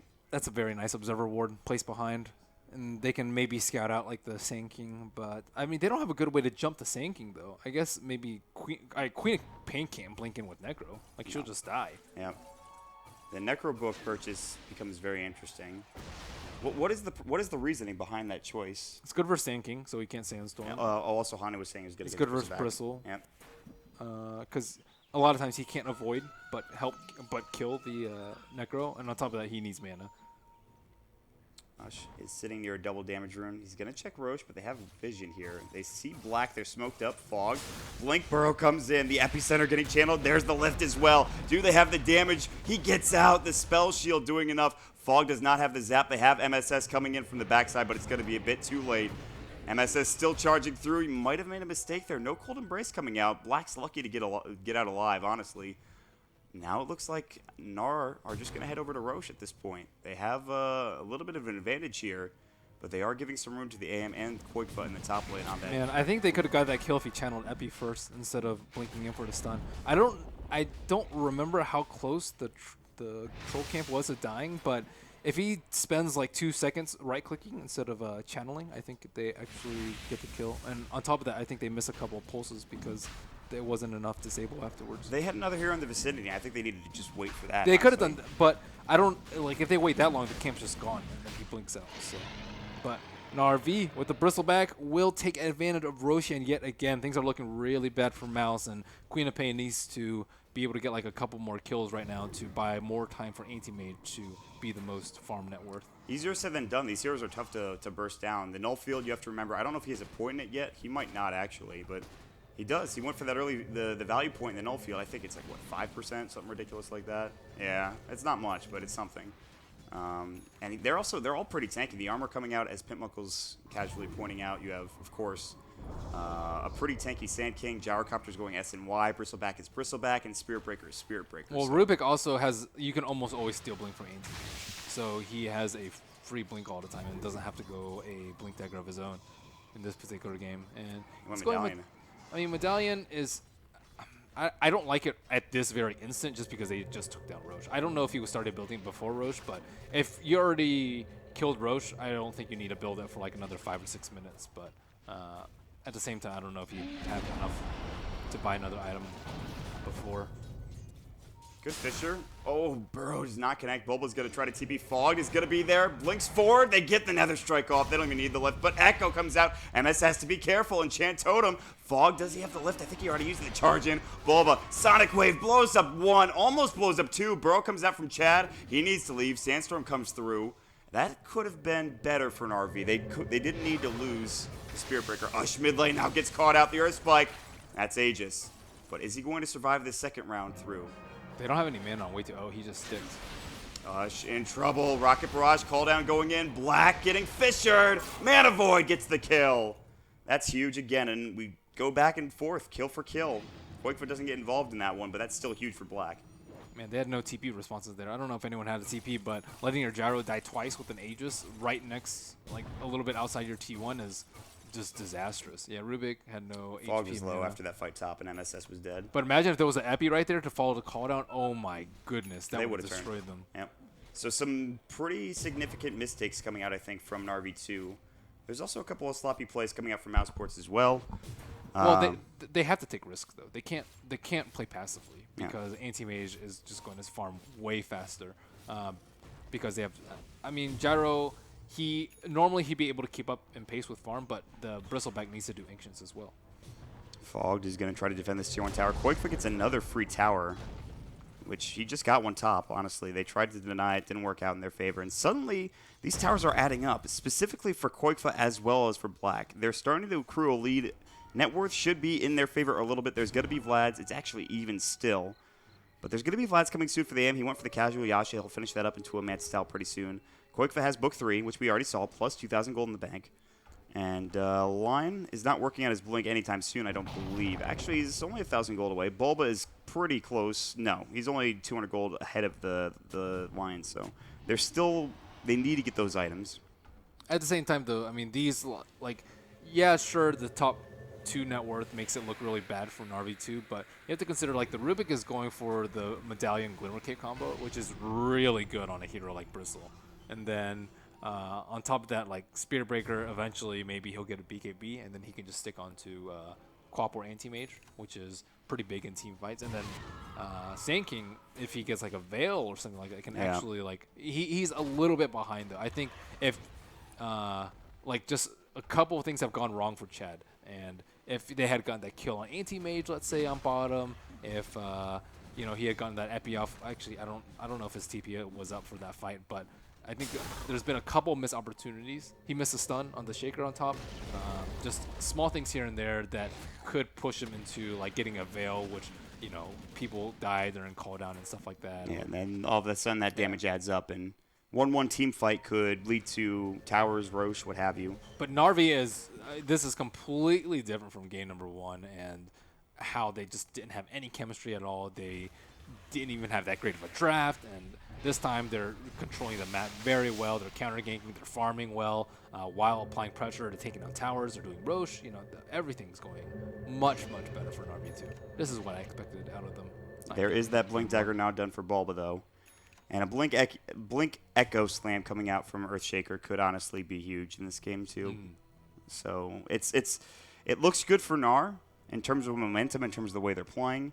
But Mousesports have that Anti-Mage, they have that Queen of Pain, they now have the Echo Slam as well. It's really difficult to get a good initiation as a Earthshaker, though, because, like, if, let's say, he blinks in with Epi, you don't want to blink into that. if Spirit Breaker's like charging someone, if you fissure to stop that, you reveal your position, and then you also don't have a good follow-up for your combo. And then there's like Flat Cannon, that's like really big AoE. There's like a Bristleback who's going to be playing very aggressively that can hit you with a spray that might just disable your blink. So it is not easy to get a good Echo. And I think like a 2-man Echo is good enough for him. Bulba is still sitting at level 9, so level 1 Echo Slam, not the most damage in the world, but at least it's something. Chad is sitting now near that bottom tier 2 tower. The tier 1 just falls to Quake for a second. Oh, he has a good item. He has like a gem, which is really nice, and then Force Staff, which can push people across fissures. It's really good against the Hex initiation. So I like the items. So they have Force Staff as well as Medallion and Glimmer Cape for heroes that get caught out. Whereas for Mouse, if heroes get caught out and Narvi have BKBs, they can't really do anything about it. I guess Cold Embrace, but I mean, Call Down and Epi should be more than enough. And then we have to talk about the Winter Wyvern pick, which hasn't done too much this game. No, there's too much varied damage, I would say. I don't think he's that great of a third pick unless you see like probably 3 cores. How does he scale though? Later on down the road. Scales decently, but the problem is if he doesn't have any items, he just dies. Winter. Chad, Echo Slam. He might not be able to get out. The finger comes through. Bulba's going to TP away. The charge is not going to be nearly in time. And okay. They picked up his gem. That was really yeah, good. that's it. The gem's now deposited in the base. It's going to be on the courier as well. That gem might be down for a period of time as well. They might have just bought that too. I don't think he dewarded. Did they just place that ward over there? They did. That was way too ward as he came through. That's a really smart play from Bulba. He's 0-5 and 3, but I think like that was the blink reveal, by the way. Yeah, that was just so important to get that kill. That's a big net worth swing. So now it's gonna make Narvi play a bit more cautiously. Well, as I say that, Ush is pretty far up here, and he does have almost a BKB. TP rotations en masse, and they're gonna charge in. Way2 might get left out to dry here. He will have a nice Earth Spike, but still, I don't know how he gets out of this one. They went a little too aggressively. The Rocket Barrage comes through. That's an easy kill. Can they get it onto 2? Charge should be up in a couple of seconds. He might be able to fog him. MSS, he's going to get the charge off. And with that, he'll have Nether Strike. He might be able to get off the Winter's Curse. Good Fisher comes through. Winter's Curse, not there. He will finally use it, but the Rocket Barrage is still coming in. The Cold Embrace, the homing missile, and they steal the Cold Embrace as well for Fogged, which is pretty nice. Some nice regen coming through. What's Roach timer at? We don't know yet. We might have. I think the timer came up, but we didn't see it. Okay, so that's BKB on Gyro, because they have some big items coming out, like the Blink on Earthshaker. So, man, this is still anyone's game. Yeah, it really is. I was feeling it might be going Narvi's way a couple moments ago, but some stakes have been adding up, and Black's been getting plenty of farm. Man, Black's farm is ridiculous. Yeah. He didn't have that fast of a Manta, but after that, that fast of a Battle Fury. I think it was maybe like 13 or 14, but after that, oh my gosh. I mean, Ush knows he's played a lot of anti-mage. He knows what to do. Like they've played this type of lineup before. They know what to expect when they're going up against Black and the anti-mage. But just seeing that farm is ridiculous and daunting. And now he's farmed enough to fight. Honestly, maybe he waits for like a hard or something to pick up, just get some more tankiness. But he needs to fight now because Narvi's just putting so much pressure out with like their Aegis and their 5-man and both their cores. By the way, Queen of Pain has a BKB. I don't know if you noticed that. I saw that. It's pretty big. So Qualifiers playing very well. Yeah. Like a lot of players don't use a Necrobook the way he does. He uses split push a lot instead of like let's say D-ward or get solo picks on Sand King or something like that. Yeah. He's taken a couple of towers. Tier 1 mid, Tier 2 top. Roche is up. They do not check it. They're going to have Ush run in. They'll see that it's up. They have a medallion with Viscous Nasal Goo as well. It might go pretty quickly, and maybe there's a smoke coming out from the side of Mousesports. Are they going to get there in time? It's a little slow. Sand King can perch up in a really good position and then just epi them as and they come up he's, the I hill. think, doing just that. He might be actually jungling for the time being. They do have that uber cliff ward, but they're taking a long time. Do they have a Reservoir Ward where Sand King is? Where Sand King is, let's see. No, other side. No. Pink down. There you go. Okay, so yeah, he's in a really good position because he can reveal the smoke and then just blink out. And he just revealed the smoke, and now that was a really good play by the Sand King there. He has the alternative of sitting in mid, so he might expect a smoking from the mid lane, but he anticipated it correctly. And because it's 2 out of 3 chance they're smoking through bottom, and I mean I would say it's probably it's like 70% probably they're smoking through there and 30% through the top. Mm-hmm. So That was it could have been potentially disastrous. Also, Mouse was just a little bit too slow to gun. They were just like sitting there for 5 seconds. They were waiting, using the but- courier. They were trying to deboard the Uber cliff. They expected there to be some aggressive vision. They wanted to make sure they were clean and getting out with that smoke. But Mouse also got really unlucky. It was like 25% chance that it spawned in the first 45 seconds. yeah, that was a very, very fast Roche respawn. Yeah. 2,000 gold for the Queen of Pain. She already has the Necro Book plus the BKB. Next item, maybe, like, you need more damage, right? I don't know what you go for, though, on a Queen of Pain, honestly. I mean, it depends on what she wants to do. I mean, she can blink in with Shivas and BKB. And AC, maybe? Is that viable? I know that S4 really likes AC. He gets it on her a lot. I think Shivas is pretty good. But I think armor is really it's going to be necessary because as your BKB gets less and less duration, you want to be able to tank more and more. You can't always sit on the edges as Queen of Pain. You have to be able to right click. You have to be able to blink in and initiate. Quakefa and Bulba heading top. This Scotty, is really good. Scotty or Scythe? Scythe. Scythe, I don't like that much here. I think Scotty's a little bit better. You like Scotty? Yeah, Honey likes Scotty. It's just because they have like Medallion and Force and stuff like that. Like the Scythe is just not that good. Korok's about to get his level 3 Warpath. Rubik picks up a Glimmer Cape. I like how Mousesports are split pushing top lane. They've kept that top tier 3 pushed in for a long time. And it feels like every time I look up there, that top tier 3 is under siege. A lot of that has to do with Quakefa. Quakefa has been doing a really good job of not dying and pushing out all the lanes and getting a lot of farm. So his score is not that impactful, 5-1-1, but the way that he's using Necrobook and pressuring all the lanes without dying to Spirit Breaker is really important. Like a lot of Queen of Pains will overextend, get charged, and then die. Yeah. And then I don't think he's let that happen yet. Smoke, I think, coming out from, yeah, it is a smoke from NARv2. They're going to head towards the bottom lane, but a really good game sense from Mousesports to recognize this and then just back together. They even TP'd one hero to the tier 2 tower down in that bottom lane. So NARv2 will either have to settle with backing up and farming top lane in their jungle or pushing into that tier 2 mid or bottom. See, look at Quakefa. He's waiting for the reveal. As soon as he reveals, he's going to pressure top, and then NARv2 are going to waste time with the Aegis. So Quakefa, again, I think his positioning and his split pushing has been really spot on, and they're about to reveal in mid. Yeah, they're going to walk through. Ush will be there. They're actually kind of heading towards top. They're not really revealing just yet. They're being kind of patient about it. It's but just now Ush. it's going to be T2 damage for T3 damage. Yeah, well, it's going to be close. They do have a glyph coming out, and they probably should use it here for this tier 2 tower. Quakefa's not going out into the wave, though. They do see one other hero in Korok now just making They sure. want to fight here? They might.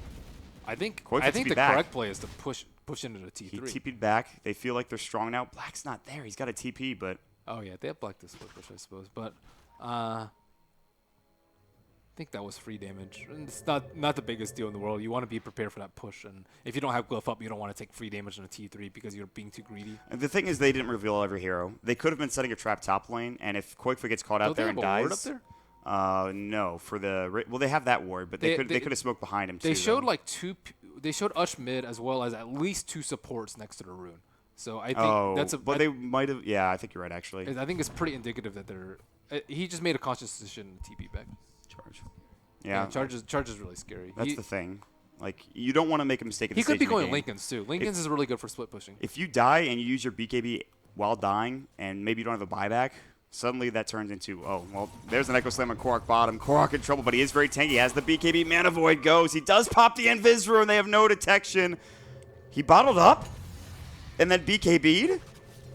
Okay. Is he going to TP? He actually is fine because they left him, but that was the strangest thing I've ever seen. Korok, why did you panicked, man? You did not need to do that. He just wants a lower BKB cooldown, That's man. Korok, man.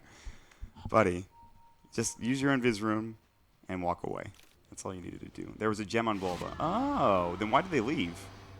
That's interesting. Didn't he drop it in base? He put it on the courier. Does he have it again? He has it. Okay, fine. Maybe he just got it now. I have no Oh. freaking idea what that was. Is it a mega scared? They thought, yeah, they maybe thought, because they were missing top, they were in the jungle. All right.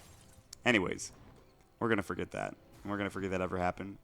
They're going to head back to their own jungle. I think they still have Aegis, but not for much longer. Man, Sand King's items have slowed down so much. He was at like 6.5K net worth, like almost like 8 or 9 minutes ago. Accrued like 1,000 to 1,500 gold in like 8 or 9 minutes. They've been trying to spread the wealth. Spearbreaker's gotten up a little bit more since then, and they've given a lot to the gyrocopter. And yeah, he's stacking up for his team. They're charging Bulba, but everybody's there, and they're going to cancel the charge. There's nobody there from NARv. This is about as even as you can get this game 3. We're 32 minutes in. We've yet to see who's going to be coming out as the victor here. Korok's going to walk towards mid. They're kind of getting ready for this next roast, which is in 4 minutes' time, about 3.5 now, I believe, as it showed up on the side. What's the anti-mage going for? Is it butterfly or heart? 3.8K. I think he's going to buy a Reaver here, and he will. So that's going to be a tanky. That's a really tough call. Butterfly versus heart here. I mean, he needs armor, I think, versus Bristle and Gyro, and the evasion's really, really good. But I don't know. I think I prefer Butterfly. Hani? Toss up? It's the same. BKB?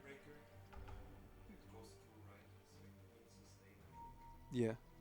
Fair enough.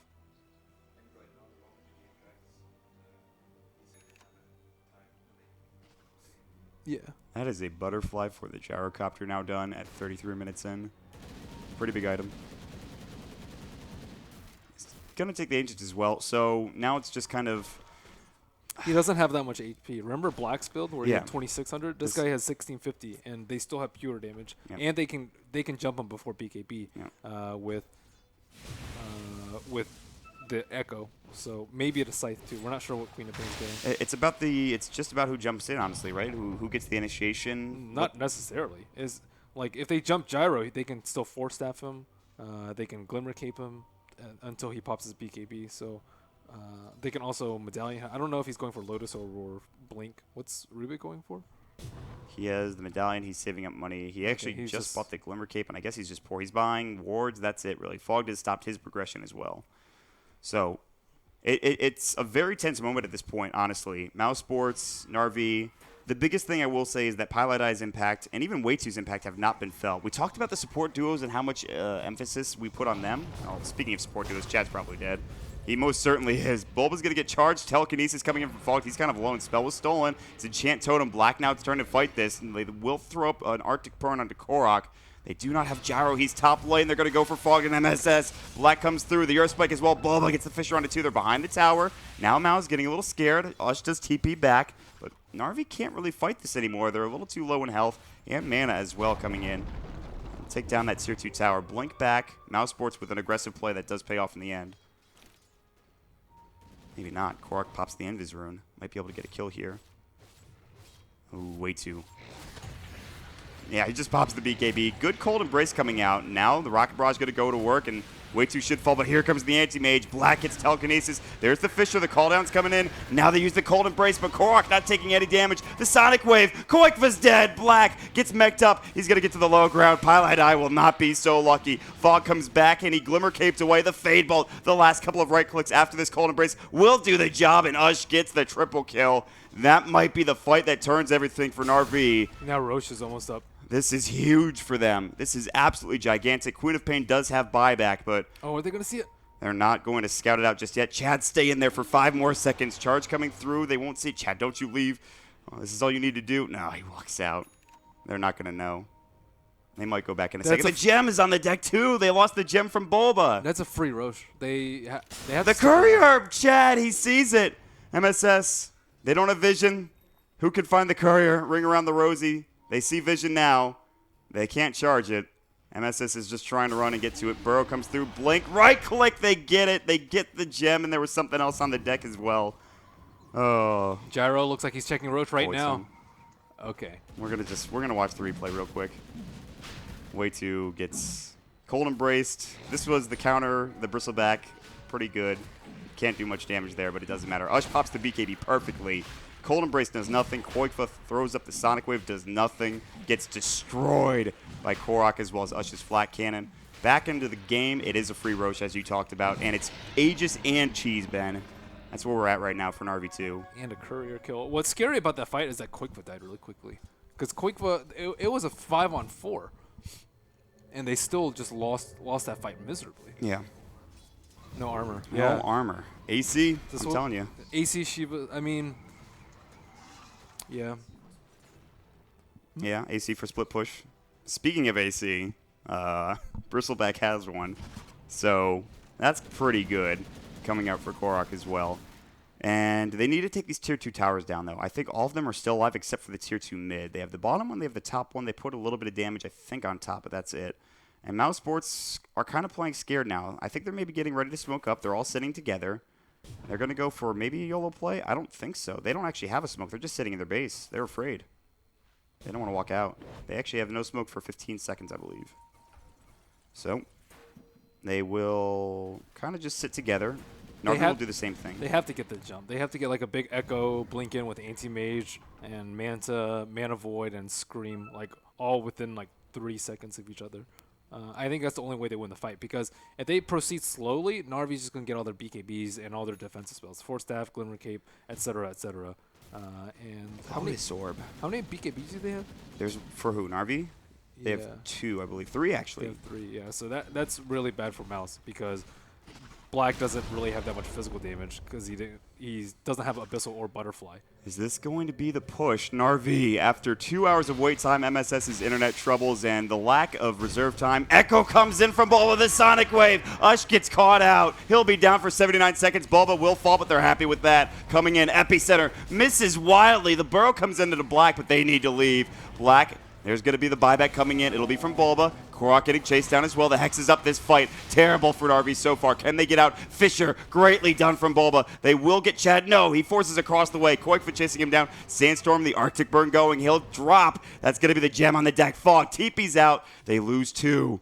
That was a great jump in. That was exactly what you were talking about. They're still chasing after Korok. He's pretty fast. The Warpath needs to start going. He's got the Quill Sprays. Maybe he turns this. No, here comes Black, and Korok with no TP. He's got the Aegis. His teammates are coming around, though. Bulba comes through, gets the Fisher. Way2's sitting in the backside as well. That's the Aegis. Charging onto Way2. They have no Nether Strike. They need a BKB. Enchant Totem comes through. Korok trying to get out. MSS might lose his life for this. Fog's going to walk through. They have that buyback from Ush. They're investing a lot in this. Korok already out of mana. The mana burn from the Anti-Mage going to work. The Fisher blocks onto 2. And now MSS is going to fall as well. Glimmer Cape onto Korok. Fog blinks away. Black on the hunt. The Mana Void gets the kill. What a turnaround for Mousesports.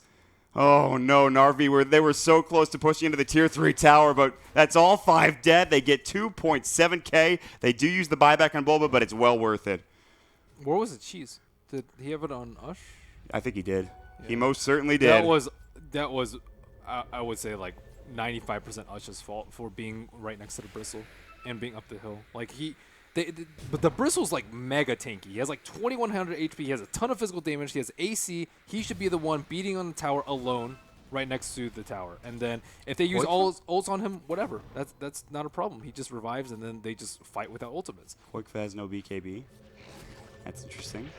It's unfortunate. But since he was right next to him, he got echoed. They got Winter's Curse together, and all these spells just hit them, nailed them at the same time. And if they proceed next siege with those exact same items, like Ush just has to be 1,000 range behind, maybe.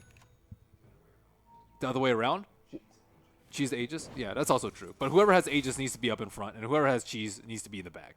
And Honey suggests that they should have switched around Gyro with the Aegis and Bristle with the Cheese, because I can agree with that, because Gyro's going to get bursted down, whereas Bristle's not going to get bursted down. He'll always have an opportunity to pop the Cheese, unless he's at like 1,000 HP. Maybe then he'll get bursted down, but that is very improbable. And for Ush, I mean, he went the Butterfly build as opposed to a Scotty, and that's where the deficiency of the build comes into play. He's going to have to buy an MKB soon, as well as Black now has finished up his Butterfly, and he is the gatekeeper, I think, into the Mousesports base. I think he needs to. I think he needs to survive though on Gyro. I don't think he can afford to go MKB just because of what happened last fight. I mean, that's one way to do it. He needs HP. He needs to make sure that he doesn't get bursted down within those first couple of seconds of the Echo Slam. I mean, that's it. That's it in a nutshell. You can't let that happen, especially with the Cheese. So now it feels like the momentum has shifted. It's in Mousesports' favor. You look at the net worth graph, or net worth chart rather. I mean, well, you look at the net worth graph and it's even, but you look at the net worth chart and Anti-Mage top 27,000. He is looking damn solid. And Mousesports, they're going to go for a play here, but there's a bit of a bait coming out. Ush gets jumped on. They're going to come through. Pops the BKB, the Lotus Orb. Now they're going to get Way2 first. MSS jumping in. Pylon Eyes low as well. Bulba's about to fall. They take 3. Anti-Mage still going to work. He'll blink out. Quakeful will do the same. Black getting chased down. Burst strikes up. They get him. Can they get anything else on him is the question. He's going to try to turn this. There's going to be the charge in. They need more, though. They need a lift from Fogged. They're just bursting him down. They get him with the bashes coming through, and MSS gets the double. trouble. He's down for 96. Quakefa up in the tree line. He's waiting to maybe push in. What spell does Rubik have? He has Blink. That was the greediest play from Black I've seen in a long time. There's like 4 heroes chasing him, and he just like hits a Sand King a couple times and then just dies. That was, oh my goodness. Is that going to be it? There's only 2 buybacks, Quakefa as well as the Anti-Mage. AM will respawn in 72. They want to force out the buyback. That was a great Lotus Orb. Yeah. The Lion fingered himself. He got blown up. Yeah, and he popped everything after BKB Cheese Satanic. He's No just like, I don't want glyph. to die. There is no glyph. They force up the AM buyback. It's time to leave for NARv2. They got what they came for. A tier 3 and a buyback forced out. If they kill the Anti-Mage one more time, this game could be over. Wow, NARv2, after that disastrous fight in that top lane, that was a fantastic bait from them. You saw the positioning. They were in the tree line, ready to go. They were baiting out Ush. The Lotus Orb comes through. They get the BKB off. He pops the Satanic, and boom, he goes right to work.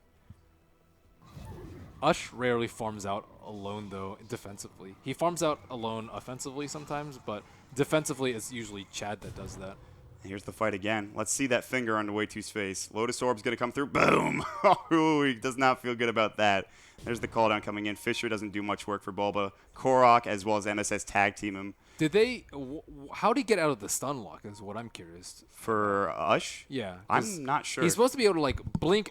Lotus Orb. No. It's not supposed to. It doesn't dispel. It does dispel. Yeah. It does Yes. dispel stuns. Yeah. Oh my goodness! I Yeah. thought it was like a normal dispel. Okay, no. Mouse are going to go for another play. They're gonna smoke up into the enemy jungle. They have no vision here. They absolutely have no idea where NARv2 are.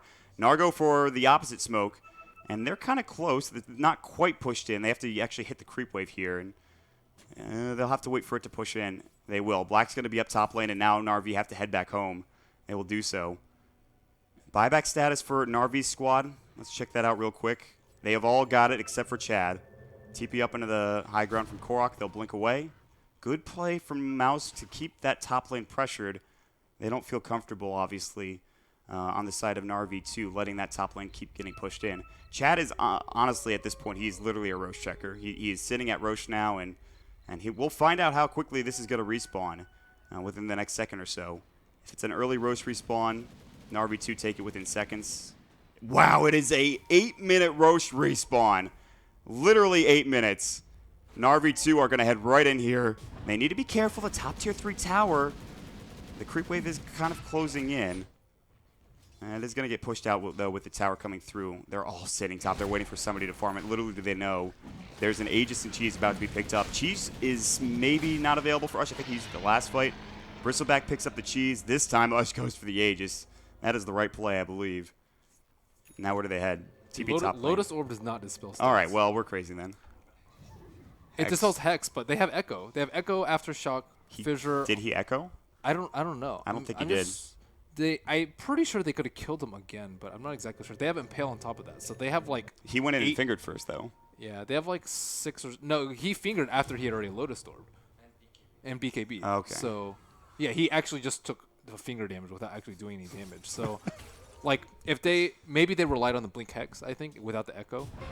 Spell Steal, Telekinesis. He actually gets Blink. That's pretty nice. Blink. This is a Blink game. He doesn't need a Blink Dagger for this specific reason. Blink for days. Anti-Mage gets a Basher. He has no buyback, and all NARv2 need to do is bring him down once. The game might not be over. They might lose too much in the process, but what would that do for them, bringing down that Anti-Mage? It almost could be over, honestly, with a kill on him. Down for 3 minutes and 38 seconds. I mean, it should, in theory, be pretty hard, though, because they can use Winter's Curse into BKBs. That's why I think Winter Wyvern is such a strong support, because not only can he can like waste people's time during BKB by defensive cold embrace, but also offensively with Winter's Curse. So you can almost like render the whole duration of the BKB useless if you're a hero like Gyro or Bristle.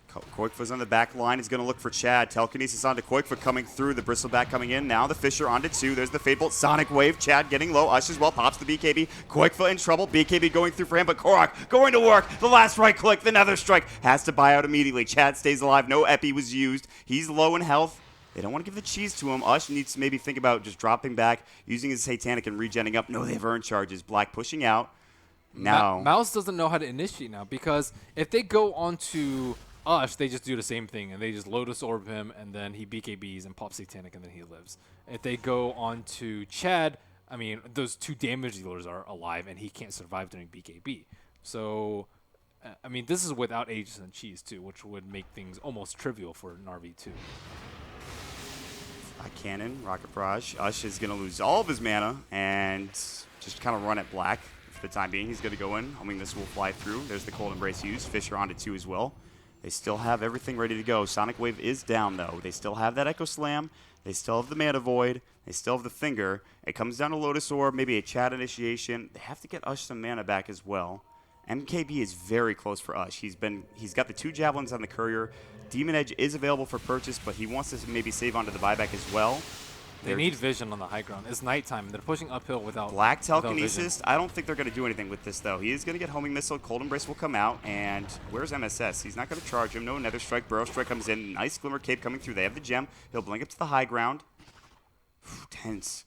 Daytime becomes a lot easier for NARv2, but they need to get eyes on the Winter Wyvern, because Winter Wyvern can save Anti-Mage, and he doesn't have a Blink Dagger. So if they go onto Anti-Mage, he's just going to Cold Embrace and then Glimmer Cape him. Koikfa is split pushing right now. He went for Scythe. Black is going to go into Ush. There's the Telekinesis charge into MSS. He cancels it. Ush getting low. Lotus Orb's up. There's the Burrow Strike. Blinks out. Ush will go through as well. They want this Rax, the Melee Rax. Glyph is going to go through. Ush can't get it yet. Korok in trouble. Has the cheese available. Gets bashed up. Might need to use it. Echo Slam comes out. Korok about to fall. Glimmer Cape won't be enough. Epicenter getting charged up. They need to get this Rax. Will they? Ush is back and ready to go. Rax will fall. Black Telekinesis. Do they have the damage? It looks like no. The Butterfly keeping him up and alive. And they will get the racks, though. MKB is picked up and purchased. Koikfa jumping in. They won't get the range. Black will chase a bit further. They have the Lotus Orb. Bulba gets the Enchant Totem on MSS. They get the Bash up. They get the triple Burrow Strike coming in. Black gets charged up. Koikfa as well. Can they get any of these heroes is the question. No. They'll back away. Way too. Blinks forward. Looking for a Hex or an Earth Spike. Can't find it. Glimmer Cape goes in. And that should be the end of the chase. They lose Korok. They pick up the Melee Racks. MSS will TP out. And that's it. That was pretty good. And they did as Hani suggested, and they switched to Aegis Cheese, but Bristle did get burst down from 1,000, and he was Hex in the end. I don't know if they had Lotus Sword up. It looked like Sand King was channeling his Too greedy. The thing is, well, they have Force and Force and Lotus, right? He should be able to pop it. AM buyback is up in 4, so all of that time, he did buy Abyssal, and he won't have buyback now, but he did have buyback for a second, so he can still farm up pretty quickly. I think he's assuming that they're not going to go for Roche or they're not going to go for a high ground push until Roche is up, which is a very long time from now. It's back up in 5 minutes, so that is more than enough time for him to farm up his buyback. There is no buyback for Koikfa. He's down for 338. Buyback came in from the line. He's down for 555. He doesn't really matter as much. But we're getting to that critical mass point of 50 minutes into the game. It's still really difficult for Mouse to split push, though. Normally you'd feel safe, but with Spirit Breaker, even 50 minutes in the game, and even with just BKB, I don't even know what other items he has. BKB plus plate mail. So he really doesn't have any damage. Like, even with just a BKB, he is still a really big threat, and always in the minds of Mouse, especially Koikfa, I would say, because he doesn't have any armor. Spirit Breaker. Oh, my lord. MSS, level 16 now. They can't show. Like, they can only show for one wave and then back up. Okay, wait, am I getting charged? I don't actually know. There's, like, not even been that many charges, honestly, too. Lincoln, Burrow Strike onto Black. They're going to come in through. Telekinesis not going to go. He lifted a creep, I believe. Oh, they're doing it on Pilot Eye. MSS might get caught here. This is real bad for them. MSS in trouble. Abyssal's going to come through. There's the Cold Embrace as well. But Black getting right-click down. He is going to get bashed up for a moment with the MKB, but still gets out. Buyback comes in from Pilot Eye. Gems on the deck. Fog will pick it up.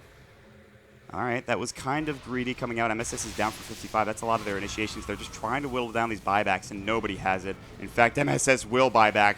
This is kind of sketchy for an RB. Notice he charges Pilot. He charged Pilot last time, and he charged him this time. He knows that he's the way they kill AM. They don't kill AM by charging AM and bursting him. They kill him by killing Pilot. Yes. So he needs to – I don't know how he's going to go in, though. He needs to BKB. He cancel the before, charge. but, yeah. They're going to go in. Burrow Strike flies through. Echo Slam comes in. The Sonic Wave as well, but it's just not enough damage. Not yet, anyway. Ush, I think, popped a Satanic. Black getting low. Gets out, but gets charged. He's dead. It's a team wipe. That is it. Mousesports are done. They are out of the TI5 qualifiers. NARV will move on. They'll play up against Complexity, and it ends in a flash. Wow, that charge. He echoed, and then like 3 teammates got charged because of that. That was a sick Sand King stun to leave things off. That's it, man. The teamwork, finally. That- NARv2, congratulations. After that first game, it was looking real rough, man. It was looking bad.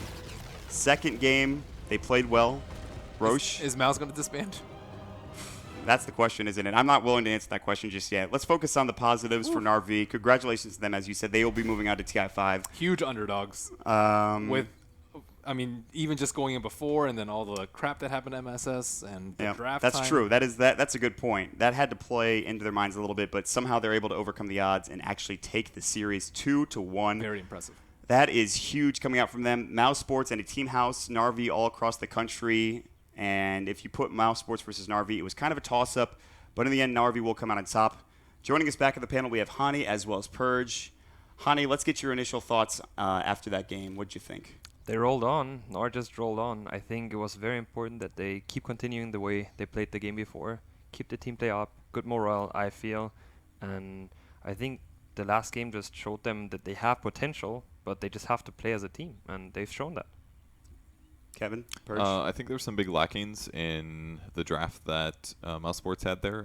I do like Winter Wyvern as a hero, but Pile Die's ultimates didn't do anything until the very, very late game. And that's generally what happens with the hero, but due to the way that the hero is nerfed, it wasn't just the nerf to the ultimate, it was also the nerf to his first skill. It doesn't go through magic immunity anymore. And for a very long period in that game, his hero did nothing. It really did not. His splinter things weren't working. His first ability was not able to do anything to the BKBs that Korok as well as Osh had. So it wasn't until late game where you saw that synergy between Winter Wyvern and AM really paid off. And at that point, it was amazing. And I think that's maybe what Mousesports was hoping for. They could get a gold advantage. They could start doing the push with a anti-mage and with the Chilling Embrace to back him up in case he ever got gone on. And it just didn't come online fast enough there. So I think Mousesports played pretty well, but they definitely needed to get more out of their early game than they did. And we talked about, you were talking about the charges and maybe split pushing a bit more, and I think we touched on this numerous times during the game, is that MSS just being on that hero in general and being farmed enough and having the threat of a charge really made Mousesports play a bit more carefully, especially around that top lane. I think that was the biggest thing for them. I didn't like the Scythe pickup. I mean, we talked about getting armor on Queen of Pain. She shouldn't die during BKB, and she died a lot during. She could even get a Ghost Scepter, honestly. Yeah. Right? Or Lincoln so she can split push. But the Scythe, it just gets completely countered by Lotus Orb because you can dispel it. And on top of that, you can Force Staff it. So there's... Or she hexes herself. That's worst case scenario. So, yeah, I mean, like all these situations are really, really bad. So the Lotus pickup was good, or you can consider Scythe pickup not that great. Either or, it just wasn't the appropriate item in that scenario. And, I mean, they're able to control Roshan way better. And I think a lot of that has to do with the passivity of the Winter's Wyvern as well as the Anti-Mage. They have two heroes that pretty much do nothing until way late. So are we of the opinion that the Winter Wyvern pick might have been a really YOLO kind of play in that I don't that think third it was game? YOLO. I think they probably ran it before, and it worked out really well versus certain lineups. And then versus this lineup, they had a lot of magic damage with the Gyro and something else. And generally, Anti-Mage plus the Winter's Wyvern is going to be near invulnerable for like 10, 15 seconds. Like after that, he's going to be at full HP. So I think they went with a strategy in mind. They practiced it, and it worked out. And then this wasn't the right game for it. It's probably one of those things where you go into the draft, I want to pick Anti-Mage and Winter Wyvern, and they do it, but it wasn't the right time to do it. And then, you know, sometimes that happens, right? You go in a draft thinking that you want to pick specific heroes, and then it's just not the right thing, but you still pick it anyways. Yeah.